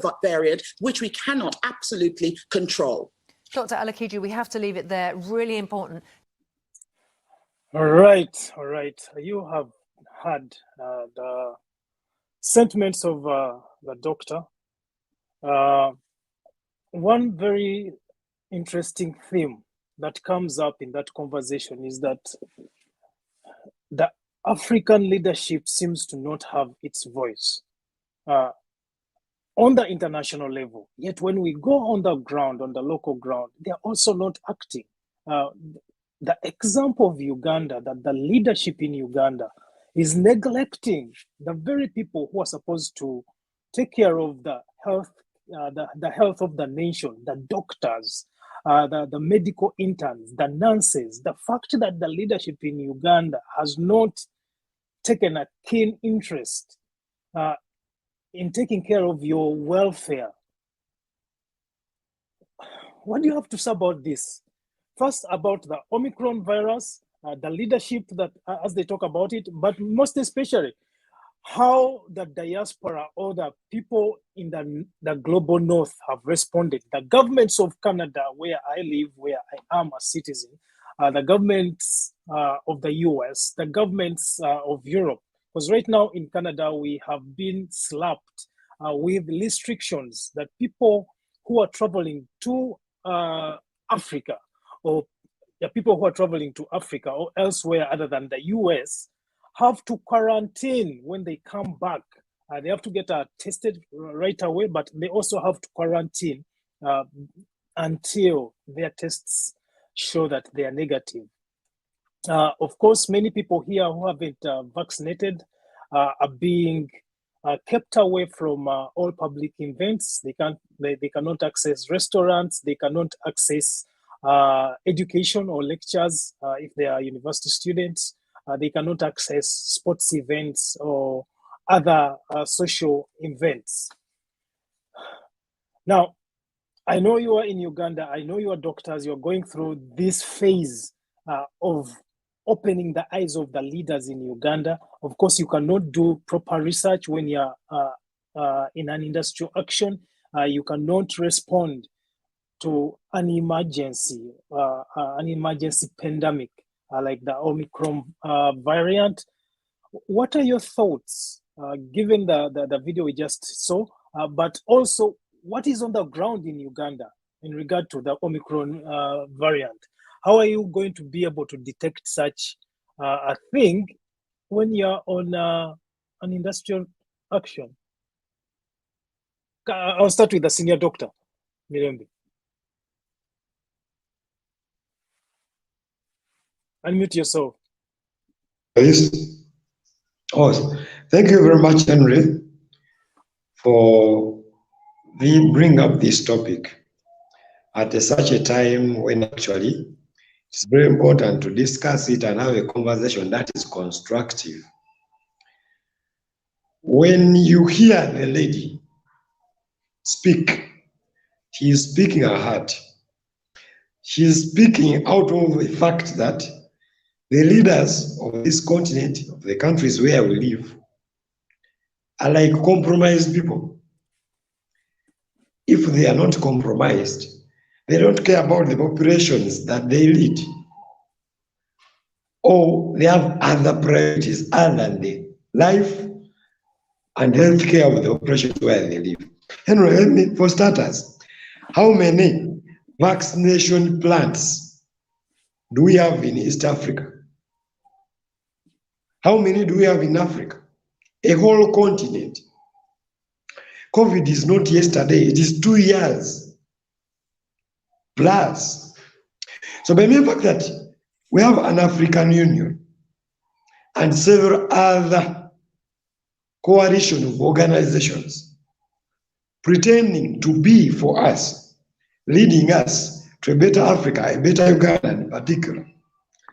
But man, they have not mobilized resources to at least set up a plant that can make vaccines for the entire Africa. I'll speak as a doctor that sometimes drugs and diseases don't affect different races the same way. You get? Right. So everything we get is just dumping from those who invest in research, those who invest in their citizens, to us, as if that is not enough. Dumping after donation, not that we have even bought. You have seen some leaders trending lies, how they fail to get where to buy vaccines. If people are able to have access to give out, are you sure they don't have vaccines to sell to you? Those are lies. So the issues goes back. Leadership of this beautiful country is not beautiful. The leadership of this country, which was a part of Africa, is not beautiful for us, the common people. So now, Omicron, the virus is here. We have not understood the virus yet as the experts in medicine. Research is being done on the symptoms which are specific to this new variant. Research is being done on the response of the disease it causes among people to the available treatment, support treatment therapies. Research is being done on how transmissible it is into the community, how fast, how slow, what is the mode of transmission, its transmission and all that. But of course, there is racism that has come with this variant. I must say there is racism because you see UK with some cases, you see South Africa with cases, Botswana, I had Hong Kong or Beijing, but then travel ban is on Africans. You get? Right. There, people with cases are the ones imposing travel bans on African countries, including countries which have no confirmed cases. Of course, I understand the fear of the big people, the donors. After all, these people take care of the health care systems of these countries. So they know how rotten they are. They know that these people have not confirmed cases, most likely because they are not testing. You get? Right. It's a complex issue because they are not testing. That is a possibility. We have not confirmed the case because people have no access to serious testing with PCR, genomic sequencing of the genome of the virus and other things. That's also another possibility. You get? So it's a complex issue, but there is some bit of racism, which racism I wouldn't care about. If my leaders cared about my life, cared about the life of the common Ugandan, cared about the growth of this country where we live. It is sad. Sometimes they behave like they are not Ugandans actually. Like they are visitors, we had to come and construct a road. Like you can hire a Chinese company, construct a road. After all, when they construct it, they are going back to China. You get? So some of our leaders act actually, they are foreigners in this country, Uganda. And that affects the growth, progress of every government sector. So the issue is these people must get up and do what they're supposed to do. But I want to tell the common Ugandan watching, they're not going to wake up until when we pinch them, scratch them, beat them if we need to. Of course, I'm not saying pick up arms. I'm not saying get sticks, but we must squeeze them in such a way that they get awake. Like I said, have the conversation at the village, at the parish, sub-county, constituency, district, regional, and awaken this, create embarrassment so that they have no way to do otherwise but to do the right thing. Because after all, they say you voted them. That means you have authority over them. Right? So basically, that's what I can say for now. The new variant, not well understood yet, but research is ongoing in developed countries. Even South Africa is doing some good work on research. In Uganda, we have a challenge. Vaccination is still not to the best. I heard we recently received some 3 million doses of Johnson & Johnson. I pray that is also going to help. But Uganda is watching. Go and take your vaccine shot. Of course, vaccines have side effects, which when you weigh the risk of the bad disease vis-a-vis the side effects, sometimes medically, the risk of the side effects of the vaccines are lower. So that's why we recommend that people go for the vaccines. But then government should avail the vaccines everywhere. Everywhere. They should get that money and buy the vaccines. If they can't buy vaccines, this is for Africa. African leaders, Mutulimba, African Union. Where are you? Where are you, Nikenzo's voice? Right. And why can't you have an emergency fund to set up a vaccination, make a vaccine making plant, and you supply every African man and woman vaccine as long as they want? Because what we need is herd immunity. And I mean, when we sit 33 people, 2 of us are vaccinated. That means the other 1 person, we have no risk to transmit to them what? Disease. That means we cut it down. So we need a herd immunity. Of course, we have heard about booster doses and very many other things. New disease research is still ongoing. That's the fact. So we are even not yet sure how many doses of the vaccine someone's supposed to get. Because, for example, polio, people get, polio vaccine is given 3 times. Polio 1, polio 2, polio 3. For COVID, we are not yet aware of the minimum. Some vaccines are saying 2, Johnson & Johnson is 1. But never know, new research may reveal we need another dose of Johnson & Johnson and all other things. As I sign out, I think this is the last time I'm speaking. I want to encourage the Ugandan doctor to keep fighting with the common Ugandan. I want to encourage the common Ugandan to rise up, join the Ugandan doctor and all health workers to put this disease that has eaten up the system to an end. Nurses, pharmacists, lab technicians, cleaners in hospitals, this is our battle. This is not the doctor's battle. Remain strong, remain focused on the issues of the common person. This government must make healthcare a priority and a matter of national importance and urgency. Government bwene pretending okusasula abasawo okuteeka eddagala mu ddwaliro okukola ebyetaagibwa n'abasawo bagenda ku pretending okukola bye balina okukola. Abasawo abatalina kyakulya, abatalinayo basula, abatasasudde ssente za nju babulabe nnyo eri bannayuganda. N'olwekyo gavumenti ekola omulimu gwayo, munnayuganda afune mu musaala gwe mu lwa Katonda n'ensi yange. Wangala Aisa Wasajja Kabaka. Thank you so much, Dr. Mirembe. Dr. Brian, as you wrap up, of course, you can respond to the Omicron variant. You can respond to Dr. Mirembe's submission, and you probably also had your own thoughts. And then you can wrap up with a message to the Ugandans who are watching and listening to you. Yes, the Omicron variant, what I can say is that it is still a new variant.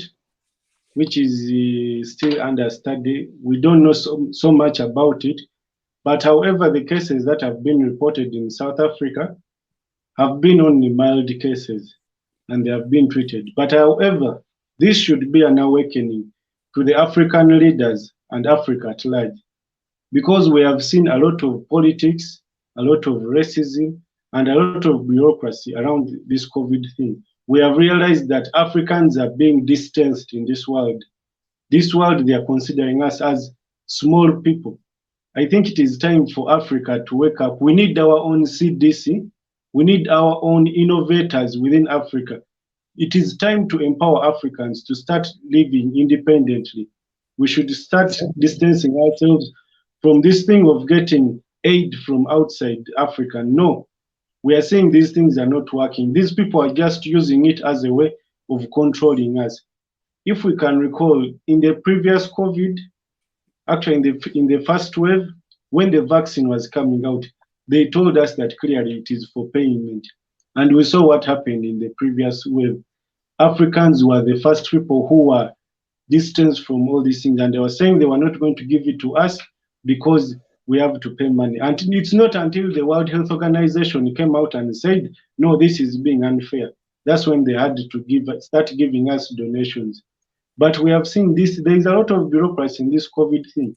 Imagine a traveler who comes from USA, goes to South Africa, then the person gets the strain from South Africa after South Africa saying that they have the new variant of Omicron. He reaches America, and the Americans say that this person got it from South Africa, so we need to quarantine all people from Africa. This is just politics, and there is a lot of racism involved.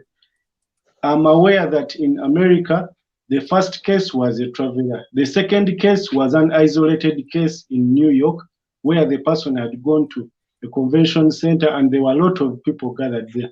So where did this Omicron come from? Did it just appear from South Africa into that population? No, there is a lot of politics and bureaucracy in this thing. We have seen the same Omicron strain in other parts of Europe, in Belgium, in wherever, but they have not put on them those restrictions. Why is it Africa? We are saying this time round, no, Africa is being politicized into so many things. We have to pay for vaccines, we have to do that, we have to do so many things, like everything, they want to just drain everything from us. Haven't they drained enough from Africa? Haven't they stolen enough from Congo? Haven't they caused enough instability within Africa? Please, it's time for us to work as one people. Let's end this thing of racism and politicizing this whole COVID thing. Let's work as one people. Africans should start awakening up. This is the time for us to start thinking of our own CDC, and we start making our own innovations. I believe Africans can be empowered to make better decisions, to make better vaccines, to make new developments. We can also come up with our own machines and our own innovations, which will help us as Africa. But we can't do this if we keep being divided. We are saying to hell, and we are tired of this thing of being so behind, so independent on the white man. No, it is time for us to stand alone and to build our own foundation. Let's start from there. We can one day make it and become better as a nation, as a continent. Just like our foreign colleague Muammar Gaddafi did, he was fighting for one Africa. And these are the things which he was fighting for. He wanted us to have a one Africa, whereby we can get most of these things which we travel from. Instead of going to the US or going to Europe or going to India, to have those complicated surgeries, we can do them in Africa. All this is possible. That is because we are not one. These people have taken center control of our leaders, and they have made sure that we are so destabilized. So that's why we have our leaders always thinking about money, wanting to go there to those nations. But these people are not for us. We are saying let us have all this within Africa. Let's enjoy our Africa.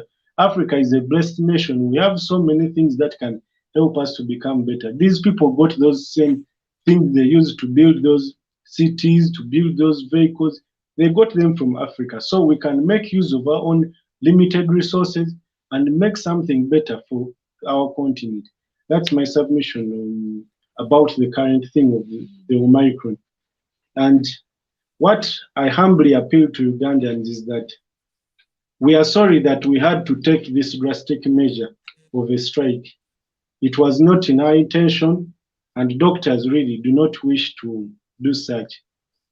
But however, to avoid such things happening in the future, we call upon you to mount pressure upon your leaders. These leaders of yours are stepping on your money. This money will help you one day when you are landing the government hospital. This money is going to help you to get better health service delivery. You will get enough access to medication, you will get enough access to quality health care, and you will not have to travel all the way up to Mulago or to live wherever you come from just to go to only the city to get better health services. So you need to put pressure on your leaders. We as doctors, we are taking our stand and we are firm that we are going to continue with the IA. Our industrial action is still on until we receive tangible deliveries from the government. We are no longer going to be party to these things of documents. No, we won't sit down and take letters. This time round, it is action. We need action.